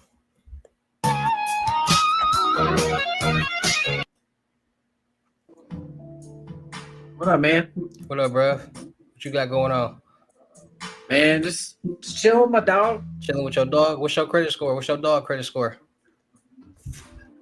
It's like 800. Like 800. You sure? You know, I be teaching credit and stuff, so I'll be making sure people got their credit together. Really? That's what you're on here, dude? You're trying to just spread knowledge on you? Yeah. That's cool, man. It took me a long time. I was a little late to build the building credit game. You was late to hop on that credit game, get your debt together, and get your payment history and all that together. Yeah, but I was able to get out of that. And then now I have just like I have a real low. I don't even know if it's good or not, but it's just like I don't know. I just keep it paid off. Credit the number one money game in the world, bro. You got to get your credit together because you might want to start a business one day. You might need some funds, and you go get that bank that no doc loan is like, ooh, $53,000.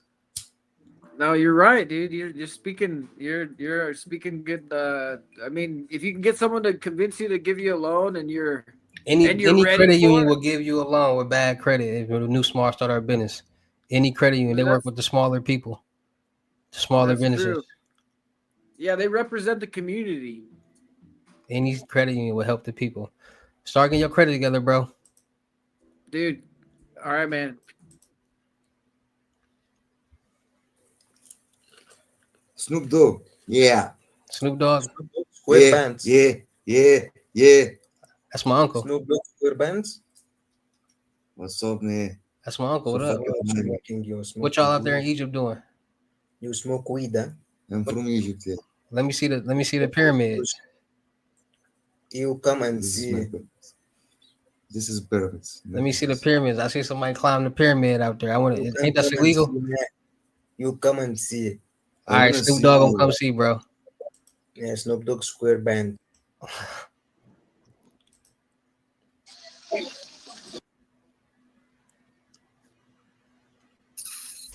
Clock it. Hi. Hey, how you doing? Fine, and you? I'm all right. What you doing out there in Colombia? What time is it? I love your teeth. Thank you. I love your teeth. I love your smile. Thank hey, you. Look at that. That's what I mean, though.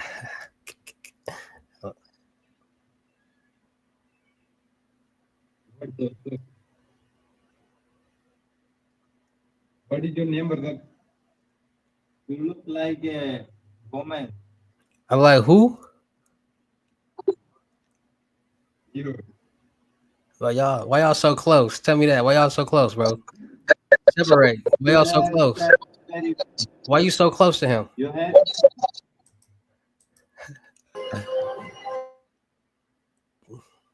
What's up, bro? What's up, bro? You look like a young Snoop Dogg. Like Snoop Dogg, that's my uncle. Like a young Snoop Dogg, yeah. That's my uncle. I get that Really? a lot. Yeah. Nice. Yeah, You man. got some weed? Do I got some weed? Unfortunately, I do, man. Oh, for real, bro. I told you. You haven't gotten high in like 4 weeks. I was I just hate to get smoking high. Wiz Khalifa like 2 weeks ago. Bro, you gotta share that.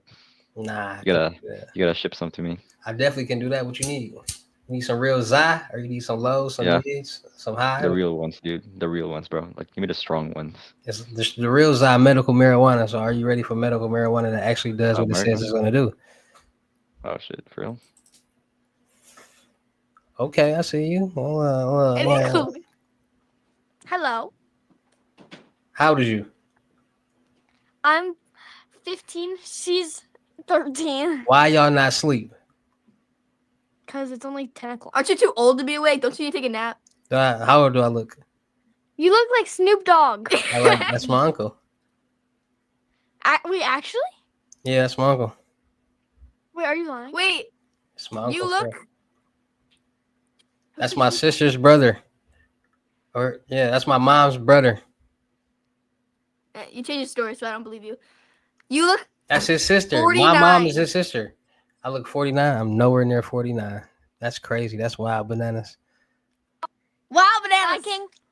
I'll just. Why? Hey, you there?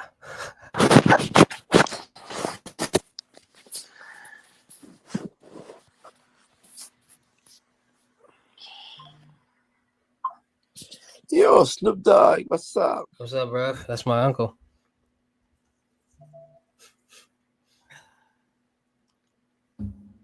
Bro, I don't want to watch that, bro. What you got going on? Y'all told y'all want to see something funny? Look. Everybody across the world think I look 1 million people.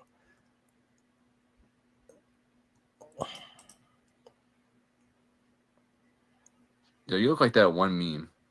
You look like that one. You know what meme I'm talking about? I don't know what you're talking about. You gotta tell me.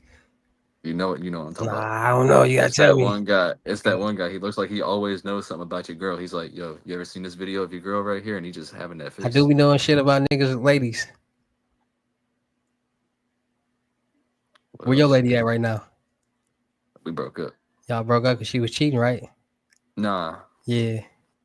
Nah. Yeah. Why y'all break up? Because I had some personal shit I had to deal with. And I You just had some couldn't be around. personal. So what you think she doing right now? I don't know. Do you miss her?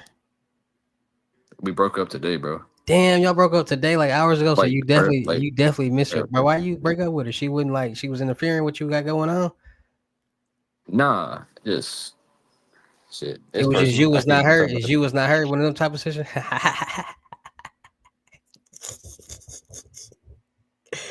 That brother was hurt, bro. It be like that, bro. I feel him.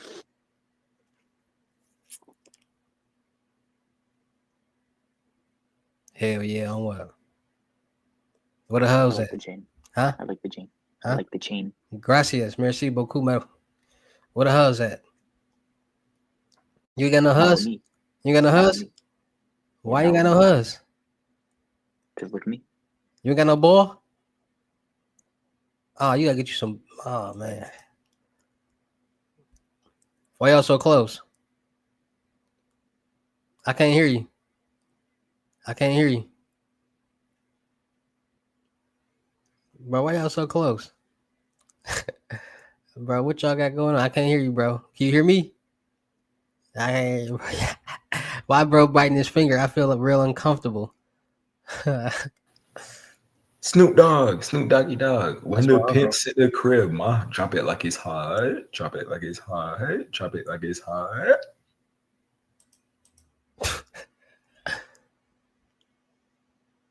Me first.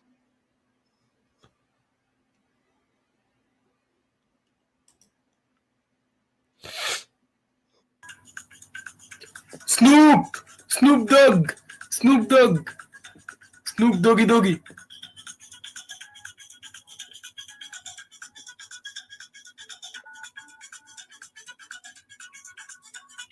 What's up, bro? And that's the. What's up, bro? What's up, bro? What you got going on? What the hell's that? Okay, bro. Is that Snoop Dogg? Yeah, that's what I thought. That's my uncle. You look like Snoop Dogg. I like Snoop Dogg. You look like Snoop Dogg, yeah. I mean that in a good way, though. Snoop Dogg's good. That's my uncle. For real? Yeah. That's his uncle.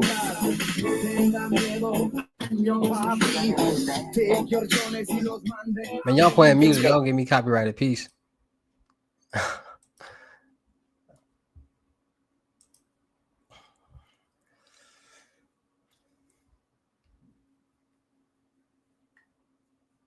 I had to get up off of there, bro. But I told y'all, bro. Do I really look like Snoop Dogg?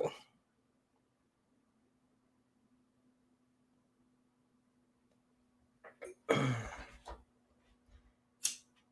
had to get up off of there.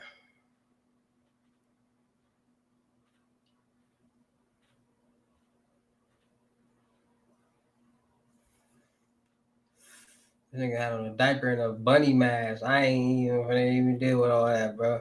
Like, share, comment, subscribe. Like, share, comment, subscribe. What y'all got going on?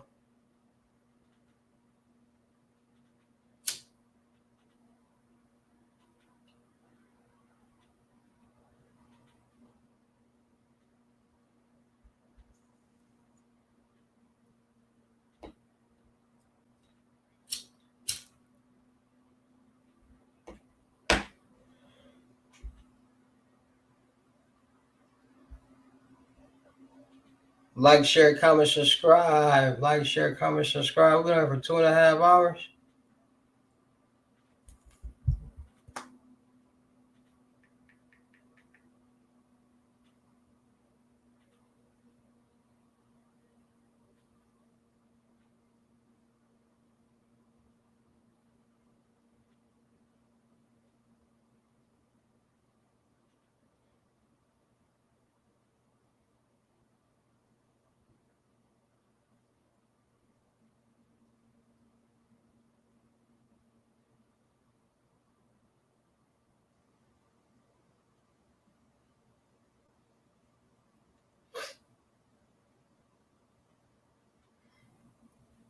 Like, share, comment, subscribe, man. We live.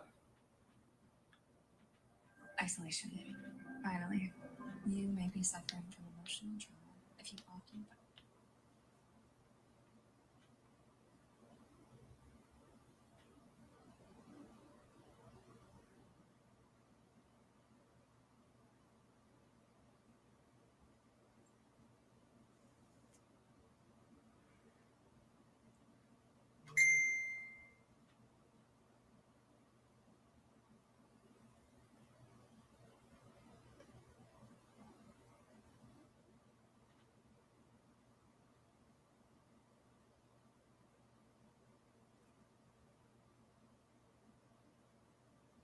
If you want to get rich in life, you got to understand one thing.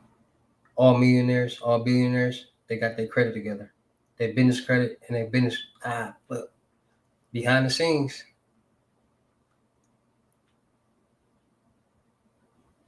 What I say? You got to understand one thing. If you want to get rich in life, you got to understand.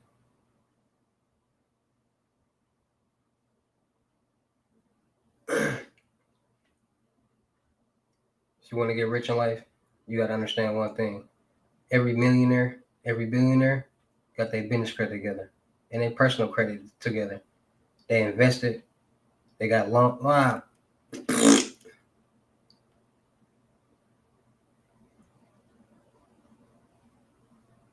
Found that. If you want to get rich in life, you got to understand.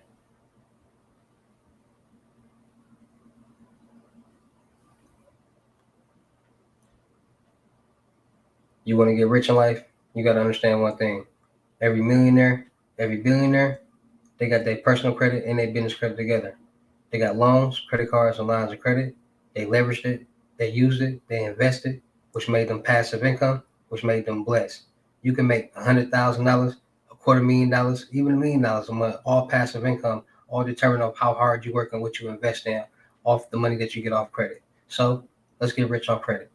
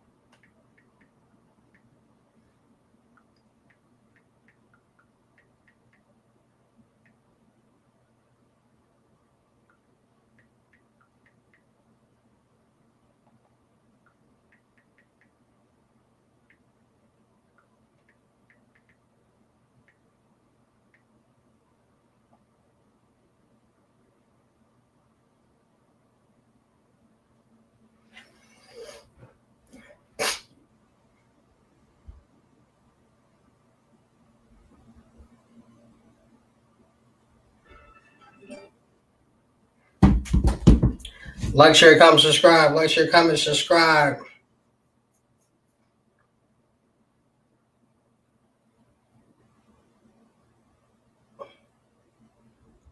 What y'all want to talk about next?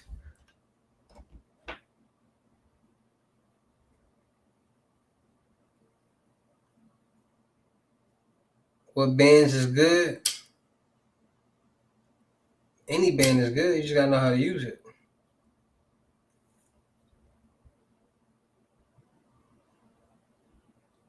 But to get rich in life, you gotta understand one thing.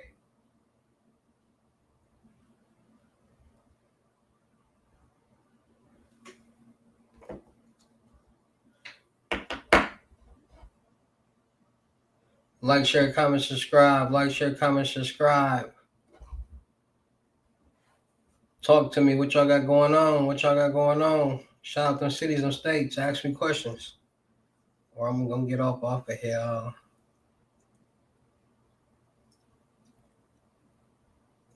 I'm gonna get up off of here.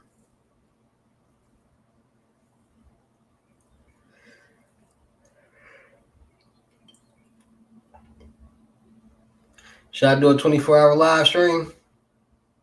Nah, I ain't gonna do a 24-hour live stream.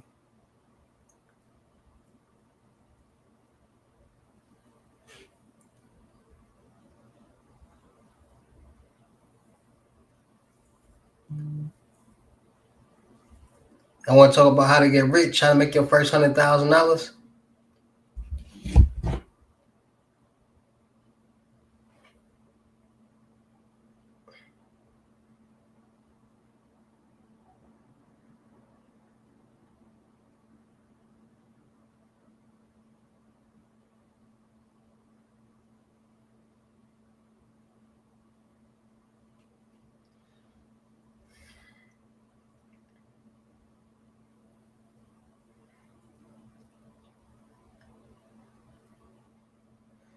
If I had $1,000, what would I do with my last $1,000? If I had my last $1,000, first I start doing real estate and wholesaling. I start doing that for sure because that's just free money right there. You can't go wrong with that. I start finding out some type of knowledge that I can teach people and start selling courses. I get as many hustles as I can and start generating some funds. Then I figure out, okay, what do I want to invest my money in? What do I want to do? Then I invest my money into that. Then I start, you got to have a product. See, y'all got to understand this. If you want to become successful, if you want to become rich, whatever that you're doing, you got to have a product. Everything is a product. You got to understand everybody want to buy something. So if you got something to sell that a lot of people want, they're going to buy it. You just got to figure out what your product is. Some people sell credit information. Some people got car services. Some people sell methods. Some people sell a lot of different things that people sell out here. Like, a lot of people want everything. So you just got to promote your product the best way for people who want to come buy from you. They're going to buy it. You'll make way more money than people who buying the product.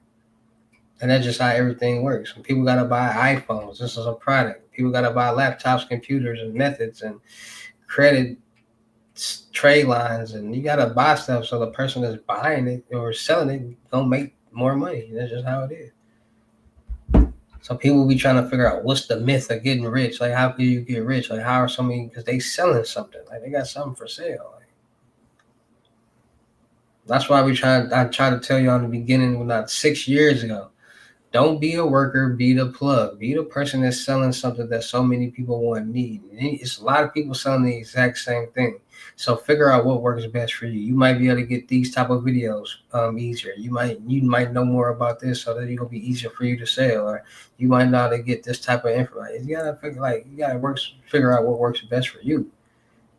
Because everybody's life not the same. Everybody wasn't brought up the same. Everything, like, different things were presented to other people's lives that might not be presented to your life, so they're able to talk about things that you're not able to talk about, or you're able to talk about things that they're not able to talk about, that people want to know about, that can help them get some money. Like, or you can go literally learn something that people that want to know about and make some money by teaching it. Like, y'all gotta learn how to use our resources. That's why in my videos I don't like giving too much of a handout. So I don't post bank links and none of that in my videos, because In the video, I literally tell you where to go. So if you don't know how to use your resources and use how to search and all that on your own, you never gonna make it far in life. Because you could be one click away from getting some type of document, some type of loan, credit card, line of credit that you need to succeed in life. But you just waiting for somebody to give you the link to the website or give you a link to the bank or nah, just go type it in and find it or use y'all. That's why I want y'all to start using y'all resources more. Cause y'all be thinking somebody gonna just let y'all jump on their back and they walk to the promised land and y'all get off at the finish line and collect the reward. No, it don't work like that. Anybody doing that? Anybody gonna no. No. Then y'all be like, people be gatekeeping. People be gatekeeping. No, people don't be gatekeeping. This is just valuable information that's people charge and pay for. Like, ain't nobody finna be stressed out and be working extra hard for free. People got bills. People got a life. People got things to pay for. So this is their services that they're offering. Everybody want to play that. I'm broke. Help a person out. Help me out. You got it. You should be helping yo. That's the most brokest mentality that you can have. Because as long as you think like that, the longer you're gonna stay broke. Because you're gonna always think somebody gonna give you something or help you with something or do something for you. Like, no, it don't work like that. Then people are not gonna want to be around you because you always need something. You always need some type of help. You always, you know what I'm saying, need ain't never got nothing or got nothing to offer. What to do, Comptonese? They never got nothing to offer. And people don't want nobody like that around. People be trying to make some money.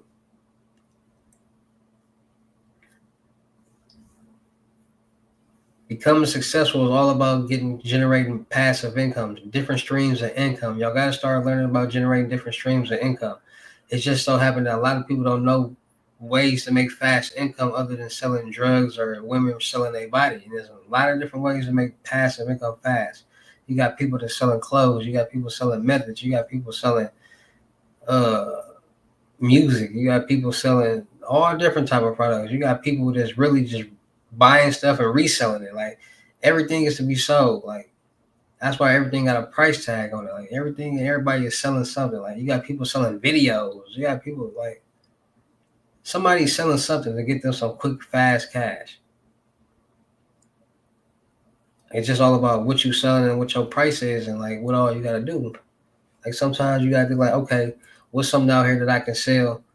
People selling food, people selling everything, man. You gotta think about, okay, what's something you gotta do the math. Like, okay, if people doing this around this average price. So since I'm new, I'm gonna do it cheaper so I can get more customers. So when I do it cheaper, I'm gonna get more people coming in. I'm gonna get more money faster. So it may take you 5 days, or it may take you a whole month to make $5,000. But it took me 2-3 days to make $5,000 because so many people are cheap in the world, and I got cheap prices, and I'm giving them the service that they want, that they came to me for it. And that's how business works. That's why I do my lessons for cheaper than people. That's why I give people the opportunity to make $10,000+ with only $500 instead of $1,000. Like it's enough money out there for everybody. And you do it cheaper, more people come to you. And that's why more people come to me, because I teach people how to become successful.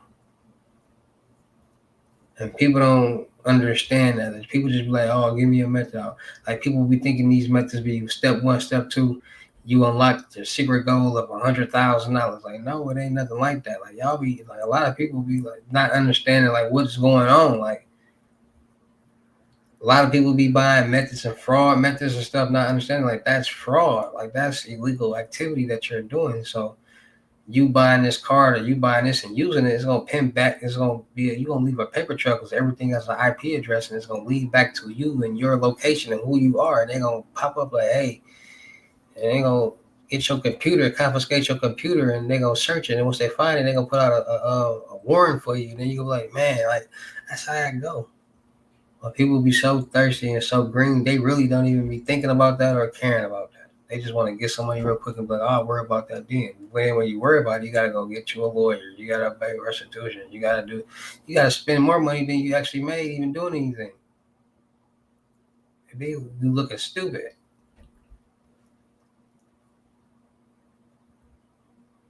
I mean, people on a regular basis look stupid doing check fraud, identity theft, and all this low-level fraud stuff.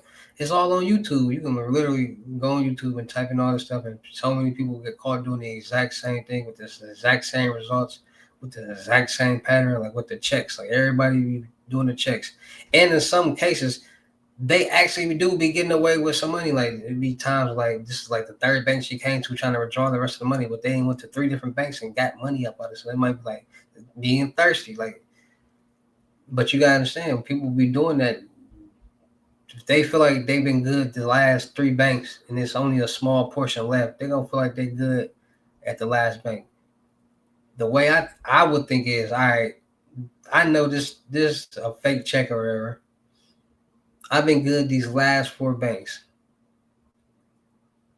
At some point in time, this check or whatever is going to red flag. It's going to pop up like this at some point in time because it's fake. So let me just take my little, I'm free right now. I got some money, cool. I'm gonna take that little L on that whatever that's left in that bank, and you know what I'm saying? Because I do a lot of reaction videos, and a lot of times, a lot of people get fake checks, and they go to banks, they open up new accounts, and they deposit the checks and do all. Like a lot of times, people open up new accounts, deposit a check, and they automatically get shut down. Like when they get clear, like when they red flag and all that. Then you got people that's using profiles to open up bank accounts to deposit the checks into there. So that's another reason why, another way people use profiles to open up bank accounts to deposit fake checks in there, because a lot of people go on social media platforms like bring me this bank, bring me that bank, blah, blah, blah, because every bank has a different security database when it comes to checks. So this bank might clear checks faster than the next check, or this bank might clear half the check and then the next day it might clear the rest of the other half. Like different procedures, different banks. So people will be knowing what procedures work for what bank, so they deal with that bank. So if somebody got that bank, they all right, here, deposit this check and give me your information and money. Like there's all different type of stuff that be going on with that. But that's why.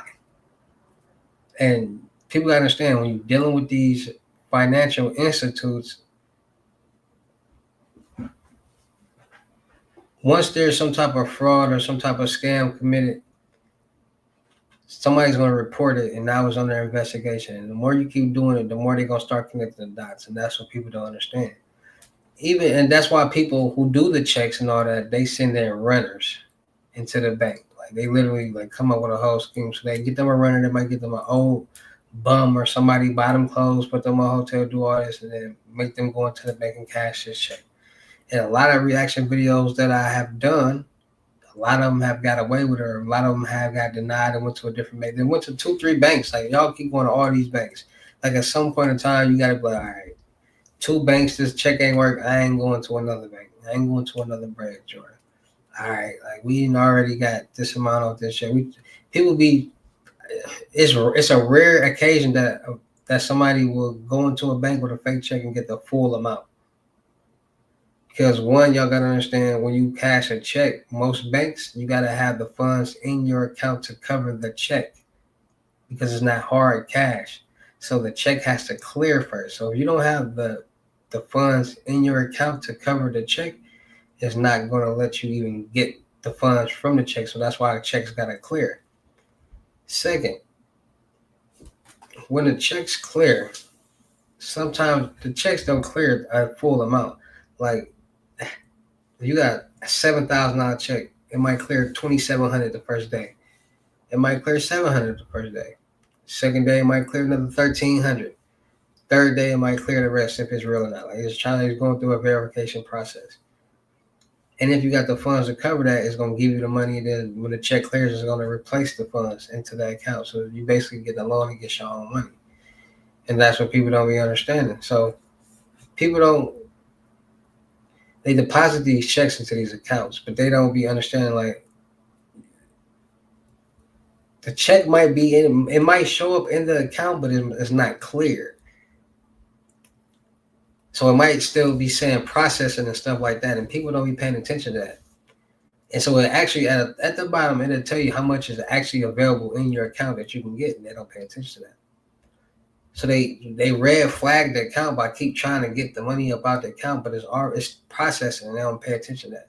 Sometimes it processes faster, and there's always some type of red flag, like bank. See, the bank tellers be paying attention to, like, all right, this person stays out here, and why are they coming driving 100 miles or 50 miles all the way to this bank? Like, why wouldn't they go to a regular bank in there? Like, people, they do that type of research, and they be connecting those type of dots, and that's why a lot of people get caught. I just did a reaction video where a dude was trying to get a car with a CPN using a fake ID. He was like, had to be like 26, 27, 28. They asked this man how old he was or what year was he born. He told them 1957. 1957. That man was between 26 and 28. And he told them cops he was born in 1957. I showed y'all that video. But it's like, come on now. A lot of people be just getting these profiles that don't match nowhere at all. Like, at least match. Like, you got a whole old man that's 70 years old, 68 years old. And you 28 talking about you 57. Like, he was born in 1957. Like, bro, they're going to be able to look at you and tell, bro, you moving and grooving. Like, bro, you got loose bones. And like a 60-year-old man gonna look, any 60-year-old man gonna look 60. Gonna look 60 years old. Gonna look 68, 70. Like, y'all do know the difference between 28 and 70. Like, yeah, you at least 70. Like, come on, man. Like, they caught on to that. Like, somebody in the car dealership said, hold on, wait a minute. This driver license say 1957. That man looks at least between 26 and 28. He's not 68 years old. Let us call him back and tell him he got to come fill out a couple more documentation. When he get here, the police gonna be here too, waiting for him. And that's exactly what happened. They was waiting for him. They got him. And this man had the audacity to tell the police he was born in 1957. At least he tried to keep up with it. Like, come on, bro. Like, that's almost embarrassing. Like, to know for sure they know you lying. Like, that's like me looking at somebody and like, when was you born? 1957. Like, what? You sound stupid. You ain't that old. Like, 1957. You know, Martin Luther King didn't die too long before that. Like, y'all tripping. So you telling me you was around when Jim Crow laws was around? Like, people be, and that's what goes on behind with these profiles. And then I showed y'all the one when the lady had so many profiles that she was just getting profiles and just switching names and numbers all over the place. So she would probably have like 12 IDs or 6 IDs or however many IDs with like the same name and different driver license number, social security number, and like she was going crazy. She had a Benz and everything, and she was in the car lot trying to get this dude a car. Like, talking about, we just met yesterday, which they probably did. You know, chicks be gullible, especially old heads, old Krugers. They be trying to, you know, get them some young meat. So, you know, but come on now, you go driving around with 17 fake IDs, 14 social security cards.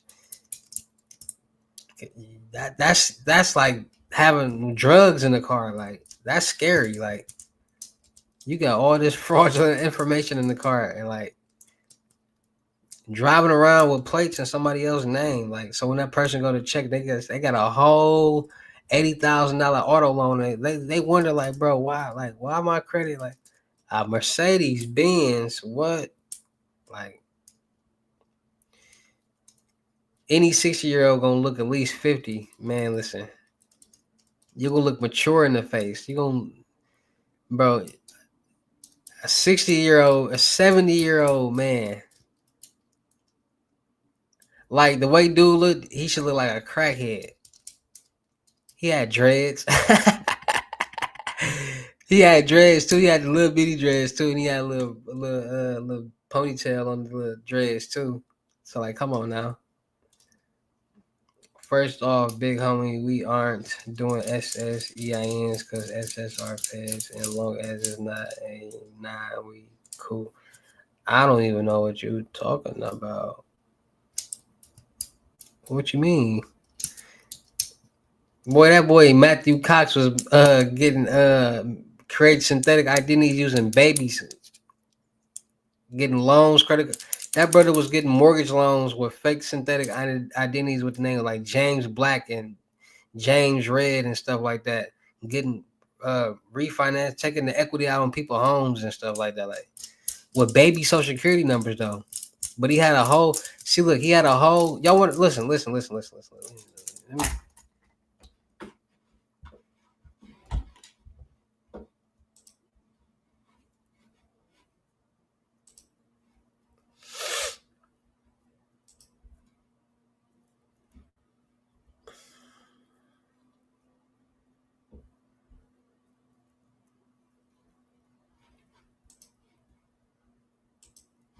hold on, y'all. We fall down, but we get it. We fall down, but we get it. This video still uploading, bro. This video been uploading for like 2 days, bro. 10 live viewers. Can't get up again. Can't get up again. I'm still gonna do this video on my reaction channel. But hold on, let me see where is it. Let me see where is it. Let me see where is it. Let me see where is it.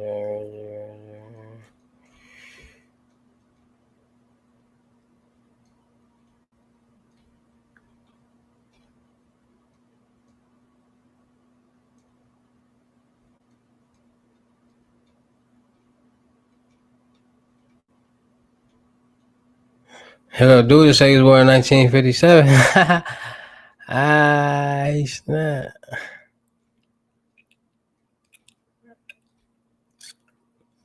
1957.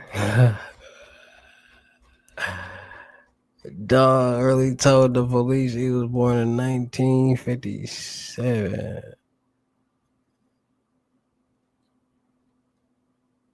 Hold on, man. Y'all want to see that, bro?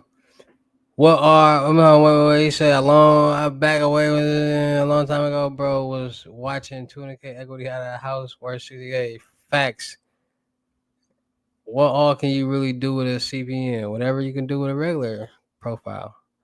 A word 2 years ago, non-issue, and the problem people not willing to do the work. My profile ran 50K for around. Facts. People not willing to do the work. People want people to do. People think they can find a loophole to get anything for free, and for people to do something for them. Like that's the loophole people be looking for. Like that loophole ain't worked for nobody too well. Straight like that. Hold on, wait. I'm gonna show y'all something. Cause I ain't gonna lie. I ain't gonna front my I ain't gonna front my I say I ain't gonna front my I ain't gonna front my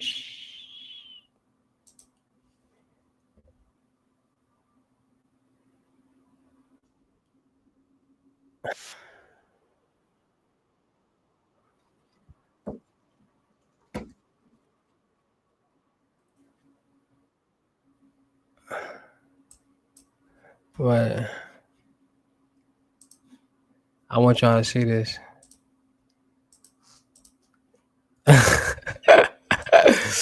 This still funny. You got any sort of information, but you're coming to buy a car?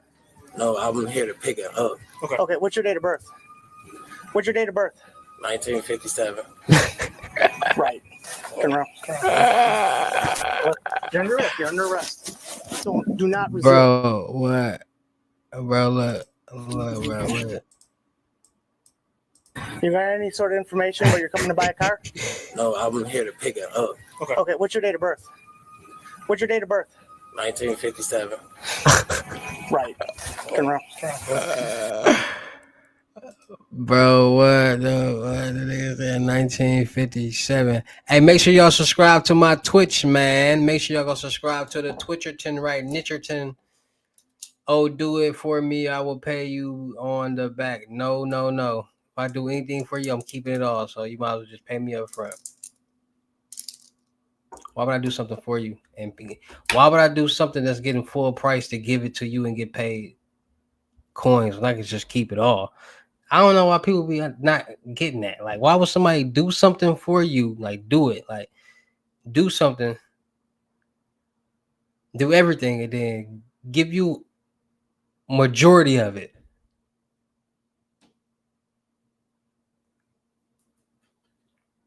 That makes no sense. If anybody gonna do anything, especially when it comes to money, if anybody gonna do something that's gonna get you some money, but I'll give you a cut of it, you give me no. I'm just gonna keep it all because I did it. You ain't do nothing. Why would I? No, it makes no sense at all. It literally makes no sense at all. So when people are like, "Hey, let me pay you on the back," why would I want to do anything, especially unethical with anybody that I don't know? That's the dumbest thing ever.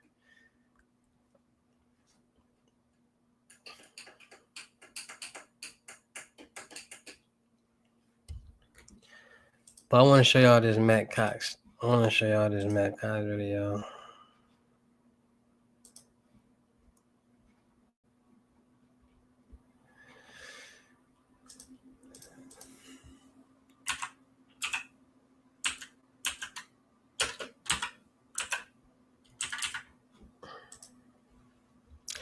Bow chicka wow wow. Uh uh uh uh uh.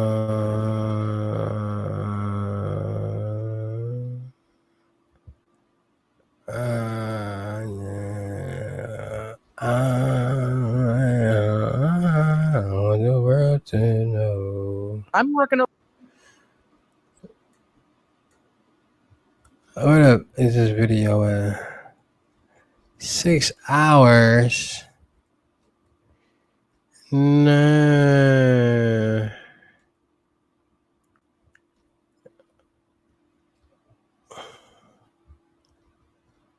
Yeah, man.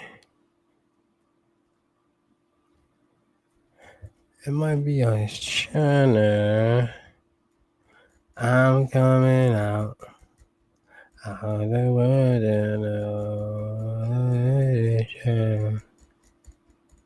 I'm coming out. I'm coming. I want the world to know. Got to let it show.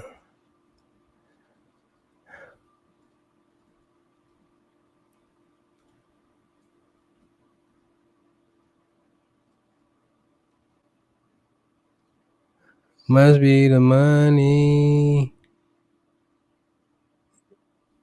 Must be the money. All right, what y'all want? Let me see.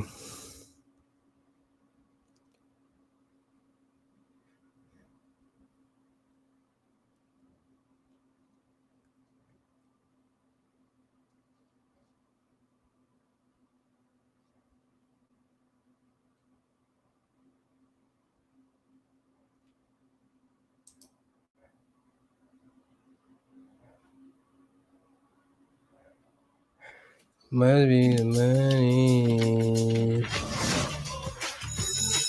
Today we are covering what they didn't What teach you in comment? school about managing your finances. Let's start by downloading the Experian app.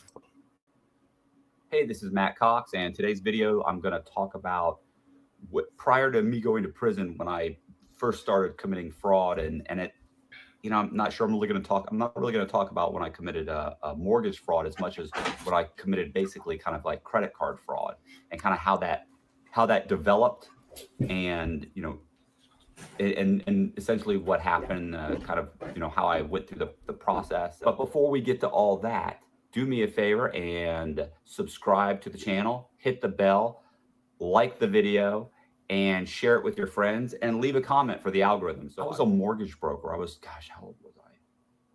Well, when I started as a mortgage broker, I was probably 28, 29 years old. And God, things were not going well for me at all. I ended up working for, after college, I worked construction for a while, but then I was a I got my insurance license, and I was an insurance adjuster for a while, and that was a horrible job, and I got laid off one time, and another time I ended up quitting one job. I got laid off from another job, but the truth is, it was just really monotonous, and it was a lot of paperwork. It was a lot of it was not the job for me. What ended up happening was I started working construction, and then I had a girlfriend that came to me, and she's told me that, look, you got to become a mortgage broker.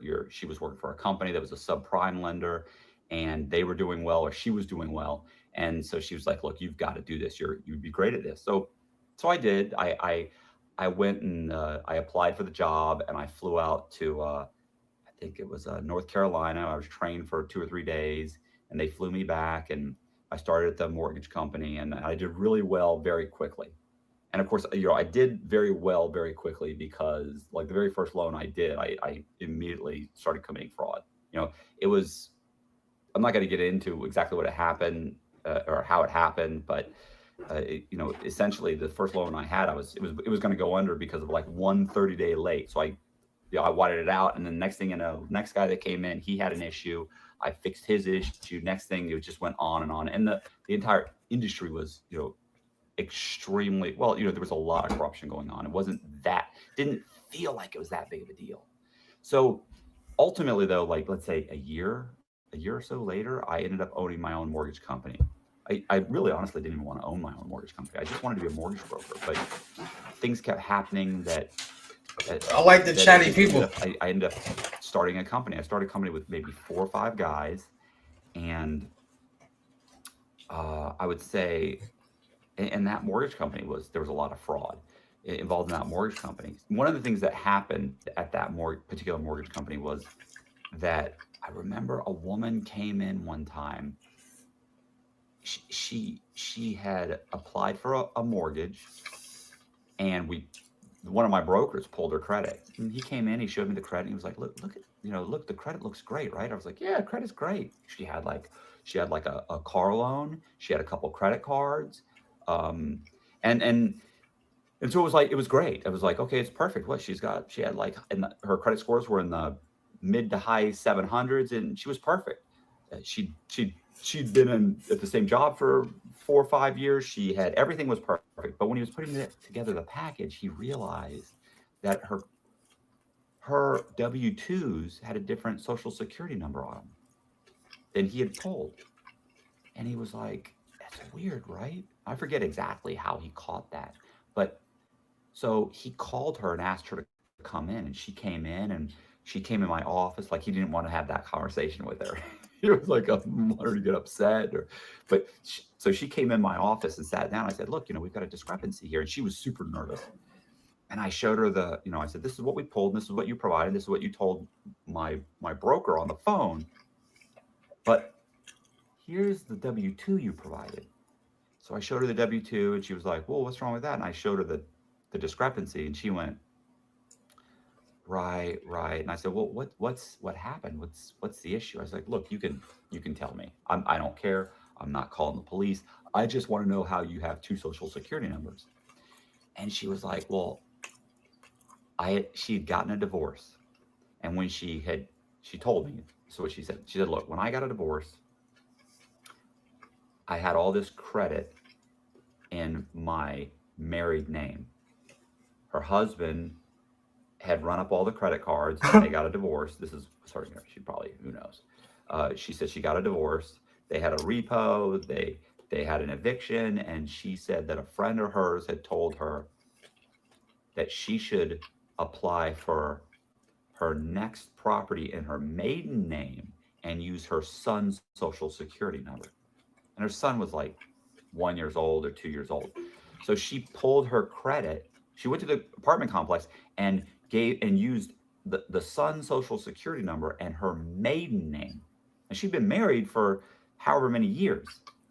And because she didn't want to use she was being evicted, and she didn't want to use that address. She was like living at her family's house at that point, like her parents' house. So she used the parents' address. She used her her kid's social security number, and she used her maiden name.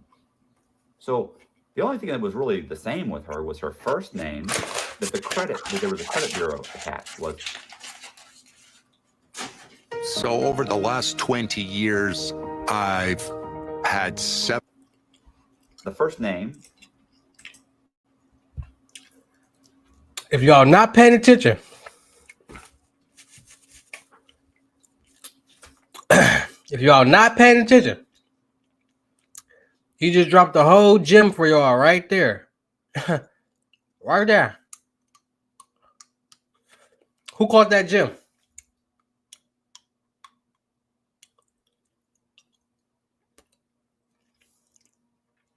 Did nobody catch that gem?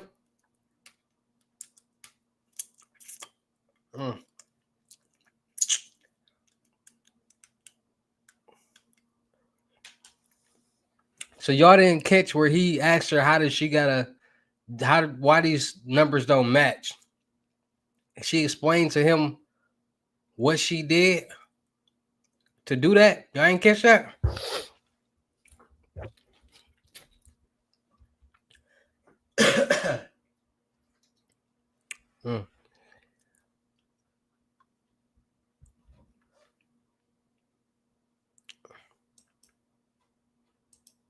And the date of birth. Everything else was different. Well, obviously, her name was, let's say, Janet. There's probably tons of people with the first name Janet and that date of birth. So the credit bureau actually created an alternative credit profile for her. And so now, using her maiden name, which she had credit in, but it was 5 or 10 years earlier. So she pulled her credit using the new SOCH, her date of birth, and essentially her new name. And that created a new credit profile. So she got the apartment, and she said after she got the apartment, she applied to get several like car loans or something. And Tri-merge. And so the salesman, like, she didn't get them. Like the salesman was like, listen, you got to get some credit. You ought to get a secure credit card. So she went out and, using her maiden name, her son's social security number, and the new address, and applied for secured credit cards, which of course she got.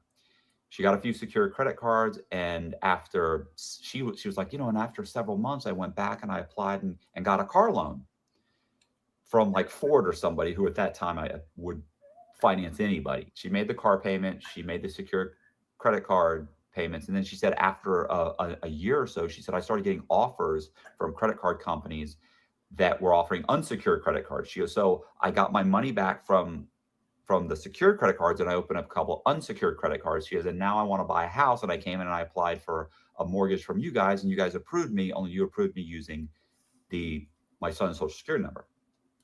I just remember thinking, I should have been thinking that's horrible, but I remember thinking, wow, that's genius. That is amazing. She had completely created this synthetic identity. And imagine, you can imagine, it was easy for her to go out. She got a driver's license in the name, in her maiden name. It was a real name. So she just switched back to her maiden name. So she's providing this number and and borrowing money using this alternative credit profile. So I was like, okay, that makes total sense. And she was like, well, I'm so sorry. Please don't call the police. I was like, oh, what are you talking about? We're going to change your social security number on your W-2s. So we changed it on the W-2s, and the loan went through, and she got a loan. No problem. So, well, at that time, This is the same information that I be telling y'all that be going on in real life. Like when I be making these videos and I be telling y'all, like, listen. Sometimes it's different reasons why people do different things. Her credit was messed up under her marriage name, so she just went back to her maiden name. She used her son's social security number.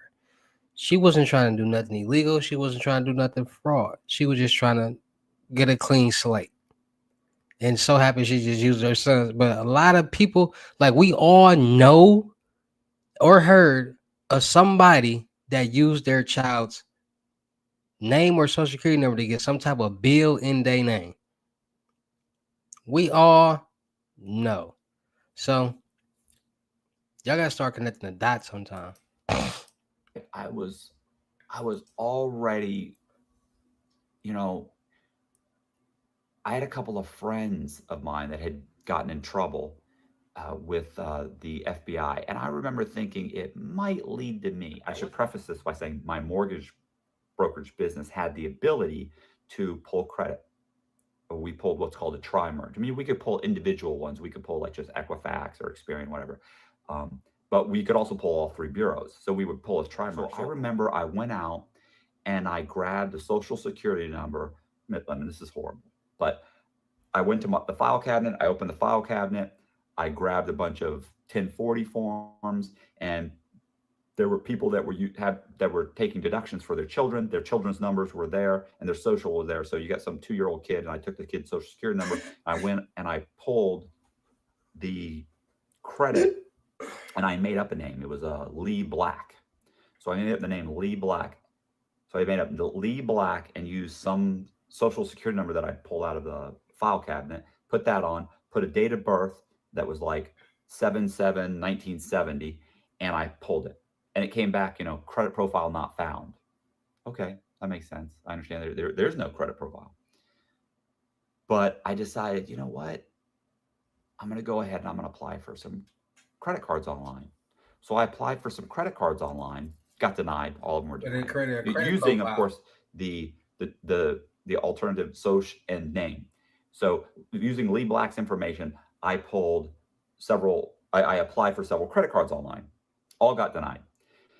But then I re-pulled the credit bureau. I went, it was a pain. You had to like recontact who we were pulling from and tell them, look, I need to re-pull this. Can you wipe the credit so I can re-pull it? And they said, well, because typically they would, if you re-pulled it within 30 days, they just give you the same report. So I went back and I re-pulled the credit, and they said, okay, we'll re-pull it. So they re-pulled the credit, gave it to me, and all the inquiries showed up. But what didn't show up was it didn't say no record found. It now listed Lee Black's name, the social security number I'd given them, the date of birth I'd given them, the address I had given them. And I remember I used the address for what was called they used to be called mailboxes, etc. And I think that the UPS store bought them all out. I could be wrong, but somehow or another they're gone. Some of them are now UPS stores, where they have the mailboxes, the private mailboxes. So I used that one of those. And so I got, but all the other thing that showed up on the credit was all the inquiries. So now the name, date of birth, social security number, and address, and all the inquiries showed up. So I now knew I had created a completely synthetic identity. Well, my problem with that was this, that it's like, okay, so you've got this synthetic identity, and how do you utilize that? What's funny is, I owned a mortgage company. At this point, I owned the mortgage company. There had to be 12 guys working for me. Getting back. Probably 10 or 12 guys working for me at this point, because I'd started with very few. But by this point, we'd moved to a bigger office. And I had gotten more and more guys. The small company, the 4 guys ended up being like 6 and then 8 and then 10. It was like, okay, you got to get a bigger space. So I went and got a larger office space. I had like 12 guys working there. I actually had a couple guys working out of their houses just because they didn't want to come in the office. They just wanted to pay a small cut. But how do you make money with it?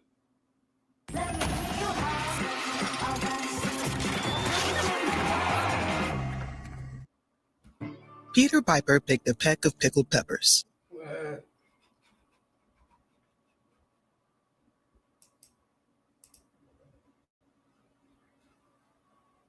Well, how am I going to make money doing this?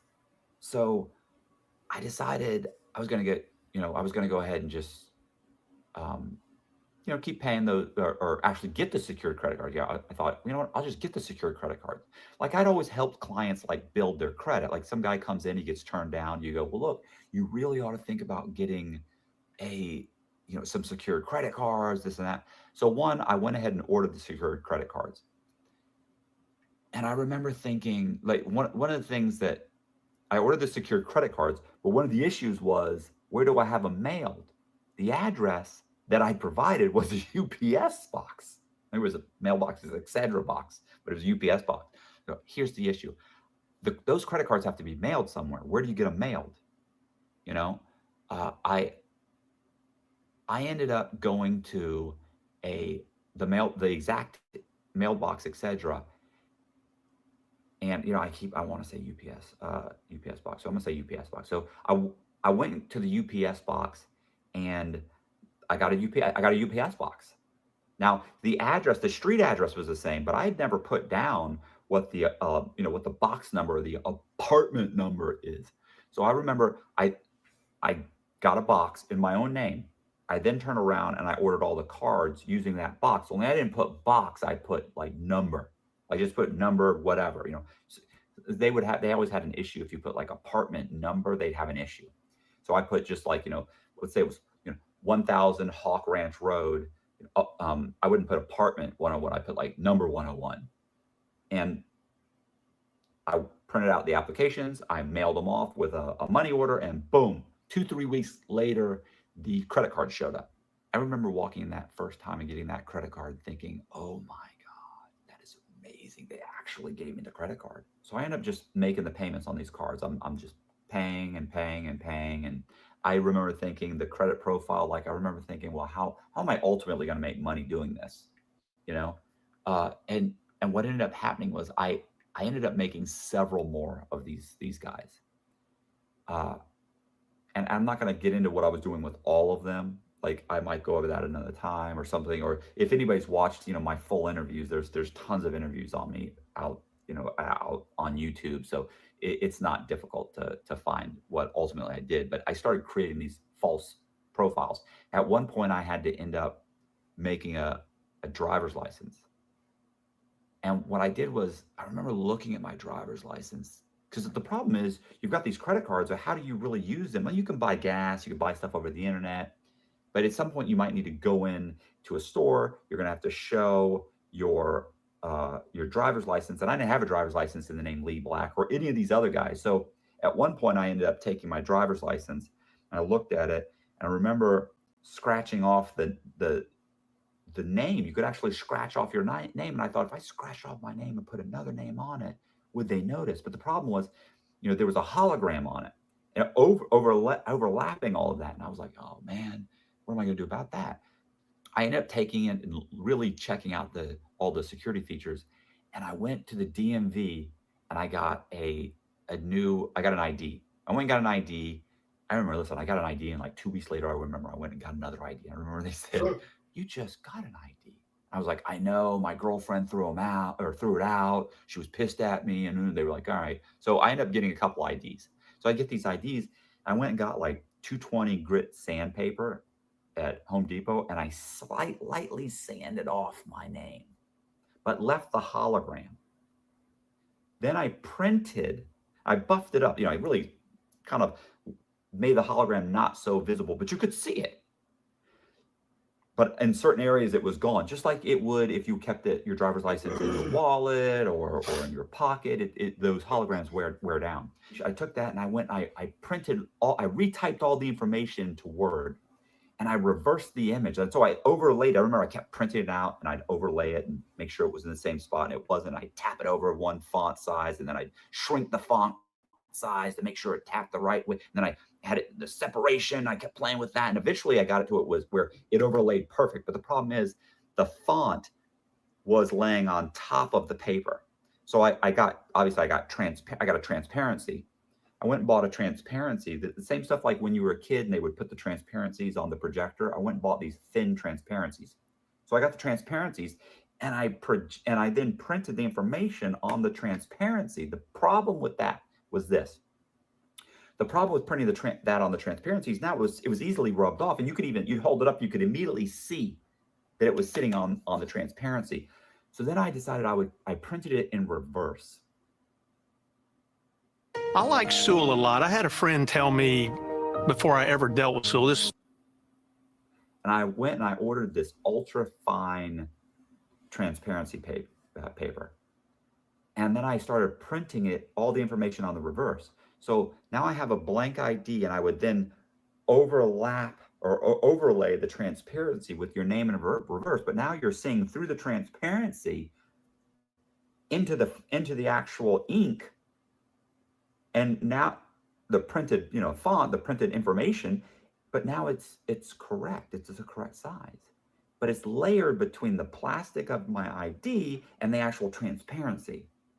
So I went and I got a like a regular glue stick, and I would glue stick. I would take the glue and I put glue on the actual ID, and then I'd overlay it and I'd line it up so that it was perfect.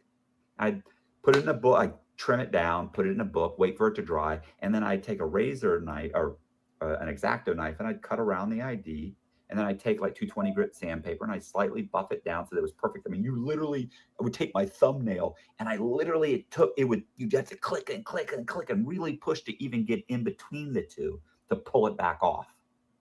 So it was that fine. You could rub it and everything. It was on there hard. And so I'd made this ID, and you could hold it up and you could look and you could still see the hologram. Now, the hologram didn't exactly go over your new name, but it was in different spots. And if you simply saw the hologram like over my face or over the Florida information, or I'm sorry, the Florida logo and all the other information, it looked perfectly real. So I at some point, now I did this for multiple guys. Like I was constantly going and getting IDs. Back then they would let you. I think they limit you to the amount of IDs. But look, the fact is walking in, giving them an excuse and trying to get the supervisor to sign off on giving you another ID. I mean, that was not difficult because it's me. I got that information. I would get multiple IDs. I'd sand off the information. I'd print out whatever information I wanted. I'd overlay it, and I had a fake ID. And it was a fake ID. You know, I changed the issue number for the drivers for the Department of Motor Vehicles for Florida, and I would change that number. And there's actually an actual calculation for what that number is. So I had to kind of figure out what that calculation was. It was probably a real person's number for all I know. But I ended up getting that. And I remember I made an ID for Lee Black, and I took the ID and I took the credit cards. By this point, it had been months and months and months. So I took the ID and I went and I opened a bank account. You want to talk about being terrified about opening? I at this point, I'd opened a bank account. The first time I opened a bank account with a fake ID, I was terrified. But I remember when I opened it for Lee Black, here's what happened. This happened several times because they would pull you up in check systems and there's no record. There's no inquiries. There's nothing. And you're like, okay, I was a guy at that point, I was in my early 30s. So you're a guy in your early 30s and you've never had a bank account. Like we've never pulled you. Now there's a couple different services. So if you knew the names of the other banks that use the other service, it made sense that, okay, maybe you go through the other service and that's why we don't have an inquiry. And so they were but they were always iffy. So I remember walking in, and they pulled my credit, or they pulled Lee Black's credit. Nothing came up. So of course it's facts. So it wasn't a teller, it was a regular whatever. They call the people that work at the bank, a bank employee. She had pulled my information. So she goes over and she goes, hold on a second. She walks over to the manager, and the manager that hands her my ID, and she explains the situation. She glances over at me, and holds up my ID, and she does the whole tilting it back and forth to see the hologram. And she could see the hologram. And I remember thinking, this is an employee of a bank. She knows what to look for. Like, she's going to notice that it's worn down, that it's beat up, that she's going to notice also, but she's going to notice that the hologram doesn't go through my information. And so she looked at it and she goes, Mr. Woman, she was like, handed her back, whatever she said, oh, this looks fine to me. It's fine. Go ahead. Here. Handed it to her, walked over, the woman put it down, and she started typing, opened up a Last time I counted, there was 8 billion of us, all running in different directions. But when we make our way together, we find each other. It's soccer. Checking account for me. So now I have a checking account. I have a bank account in the name of this guy using this fake ID. I've got credit cards in his name.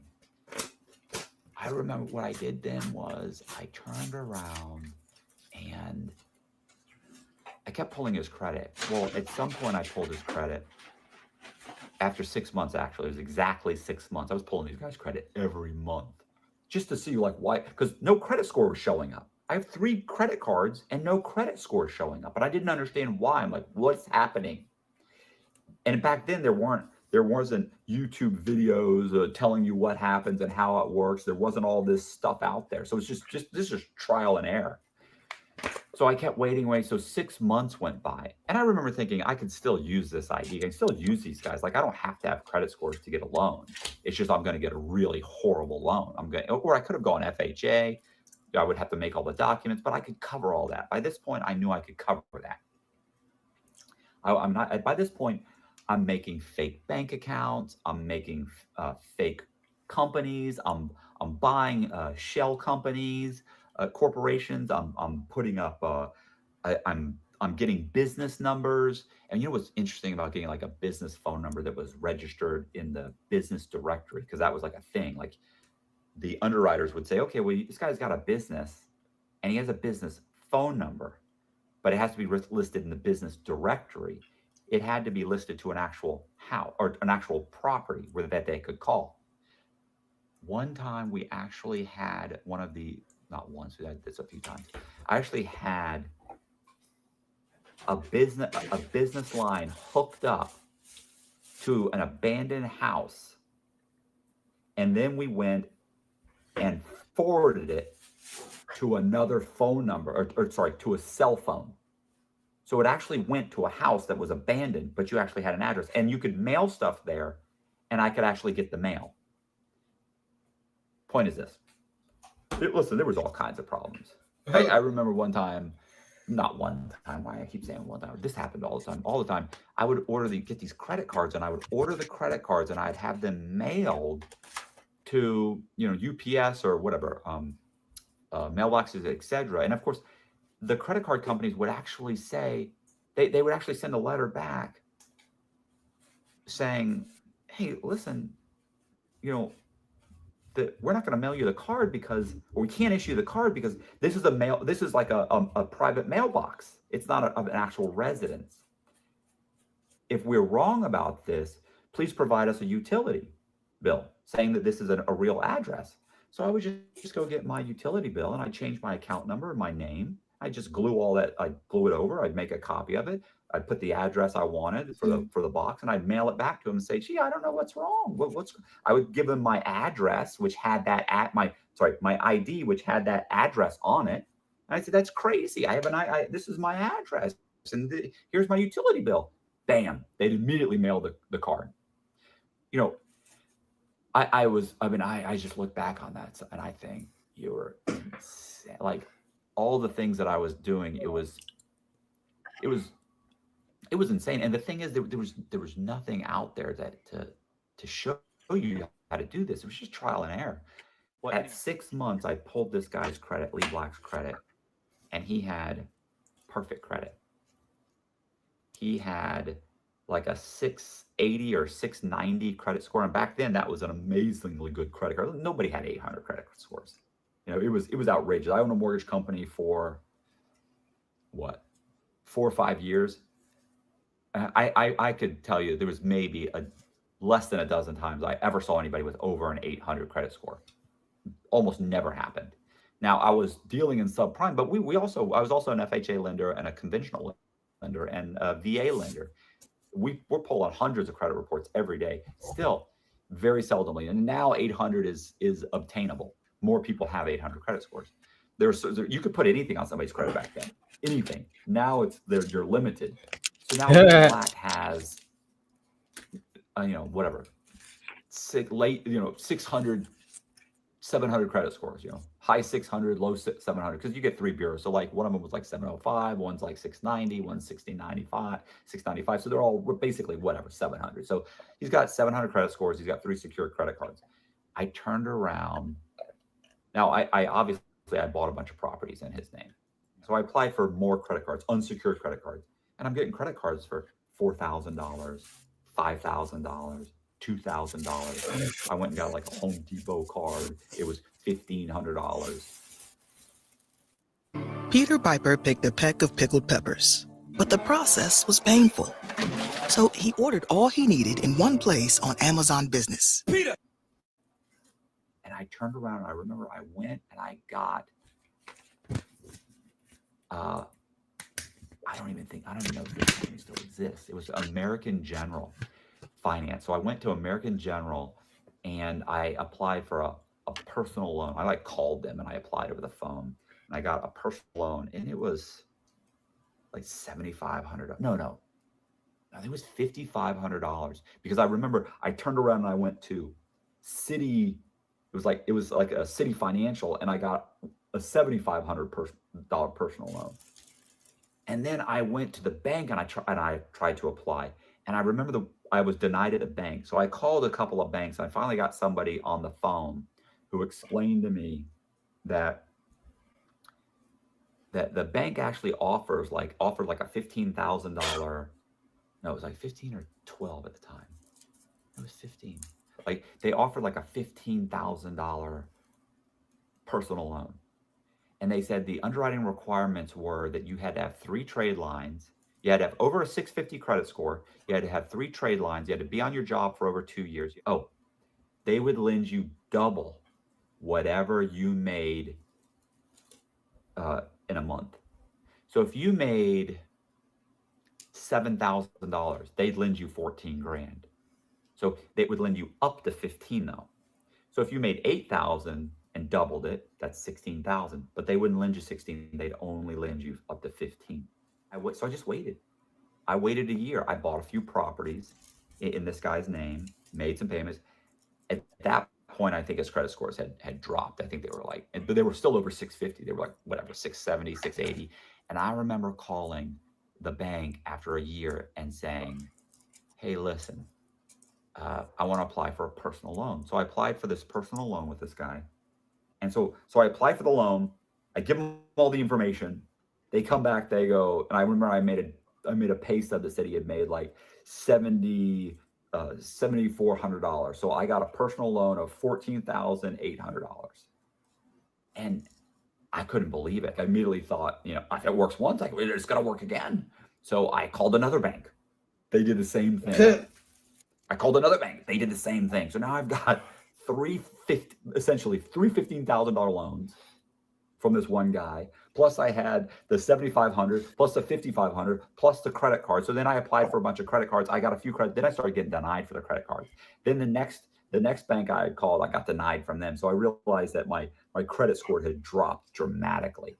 It wasn't like today where if you go to a car dealership and they pull 10 different, your credit on 10 different banks, within 30 days, they'll consolidate it to one. And here, every single time you pulled it, you got it. 7 to 10 points came off your score. So very quickly, my score dropped dramatically, and I started getting denied for everything.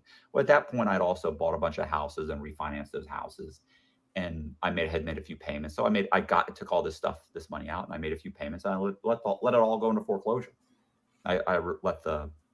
I made a couple of payments on these loans, and I had a bank account. So I just deposited all the money into the bank account and pulled the money out in cash or in cash slowly. I pulled the money out in cash because I knew at that point, if I had pulled out over $10,000, then they were going to fill what's called a CTR, cash transaction report, or they could even file a suspicious activity report. So I was continuously pulling out cash, little here, little there. And I had a debit card, and then I would buy stuff. I just write a check. Nobody's looking for this guy. It's not like it's a stolen identity. They do this all day, synthetic identity. Every day, bro. So I be trying to tell you on my videos. I did that. The whole thing went into foreclosure and went into collections, and I threw away the cell phone, and it was just, that was done. Like that was, I did that with multiple people, multiple synthetic identities. Used to call them phantom borrowers. Actually, the newspaper really kind of coined that phrase too. They called them, we used to call them investors, really. We used to call them like investors. Well, when they were buying houses, but a lot of them, some of them didn't even buy houses. It was just credit card fraud. And it was synthetic identity. And synthetic identity at that time wasn't even a thing. Like, people didn't even know how that worked. It's extremely prevalent at this point in in time, you know, and those security features are up, and you know, banks are on the lookout for it now. So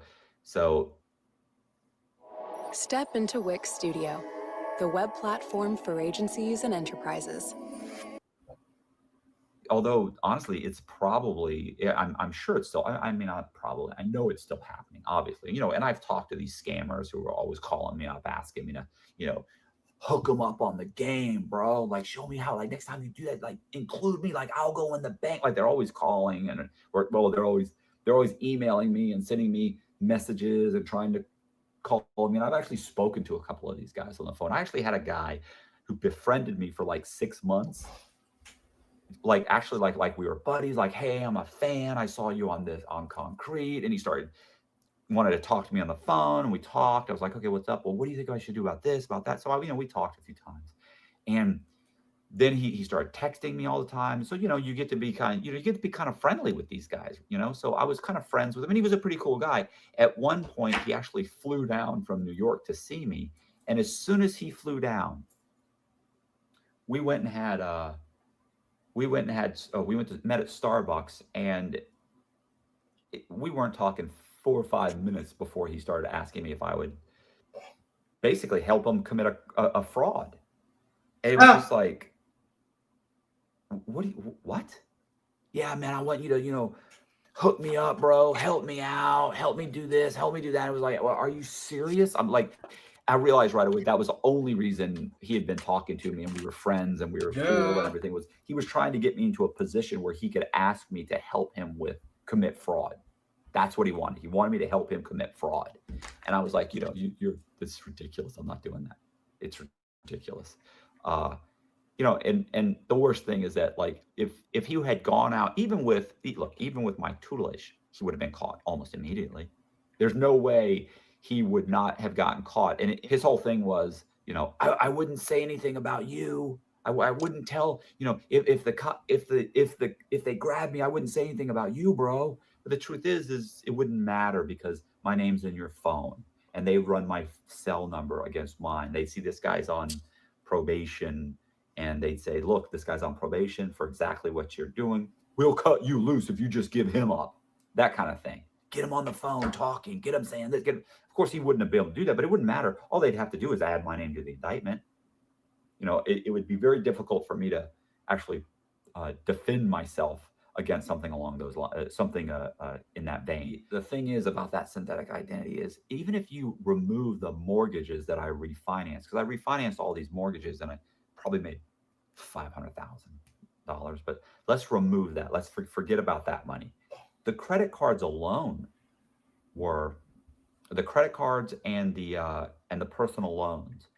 That was over $100,000. It was over $100,000 on a synthetic identity that I created. And, you know, that scam eventually for me evolved into me figuring out how to get Social Security, the Social Security Administration, to issue Social Security numbers to me. You know, I started creating fake birth certificates and shot records, and I would go into Social Security, and I'd tell them, look, I have a child that was born, you know, he's 10 months old, and he was born with a midwife, wasn't born in the hospital. His Social Security number was never issued, and they would issue me a Social Security number. And I could pick any name I wanted. Let's say, you know, the father's name is, you know, Matthew Cox or whatever. I could say anything. I'd say Lee Black, because I have an ID named Lee Black. So, but whatever. Let's say I'd say the father's name would be, let's say, Matthew Cox. The mother's name would be, let's say, Jennifer Silver. And my son's name would be David Silver. The mother, that you don't have to give your son your name. You know, your surname. It could be the mother's surname. So I would walk in and I would give him a birth certificate, and that name could be anything. I just say, oh, well, that's the mother's last name is Silver. So it's David Silver. She named the kid, and that's the way it is, and there's nothing I can do about it. And they never questioned that. They would never question, like, I would get these names issued to people that just, you know, did not exist. And look, a week or two later, the Social Security card would show up, and then I'd register to vote as that person. So I'd register to vote as David Silver. And then I'd go and I'd order, I'd order the credit cards, everything. Once I had enough documentation, I would walk into I actually started walking into the DMV. Let me tell you about being terrified walking in the DMV the first time. That's terrifying. And I would change the date of birth on the birth certificate. So I changed the date of birth on a fake birth certificate. I'm walking into DMV with a fake birth certificate that says David Silver. The level of service that you get from those associates is consistent, and it's consistently high. Go have a great experience. Go get your card from Hussle. Hussle, obsessed with service since 1911. Each of your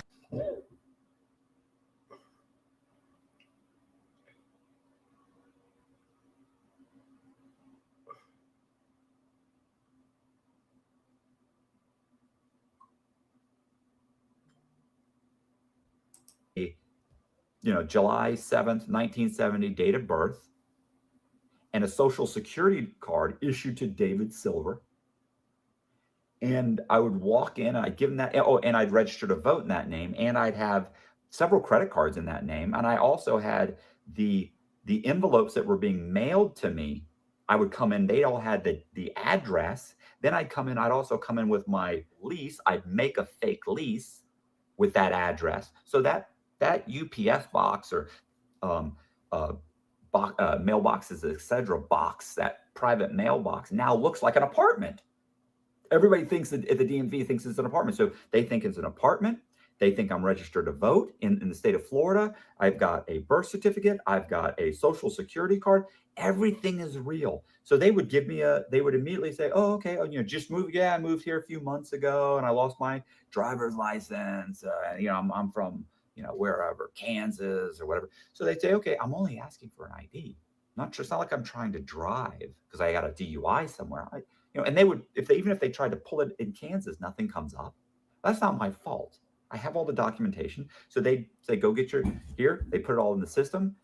They would have me take a picture. They give me an ID. I'd walk out. Now I've got a real driver's license. I have a real driver's license, a real social security card, real voter's registration card, real credit cards. And you can imagine all the real stuff I ended up having. And other than the DMV, who asks you to see your birth certificate? Nobody. Anyway, that's the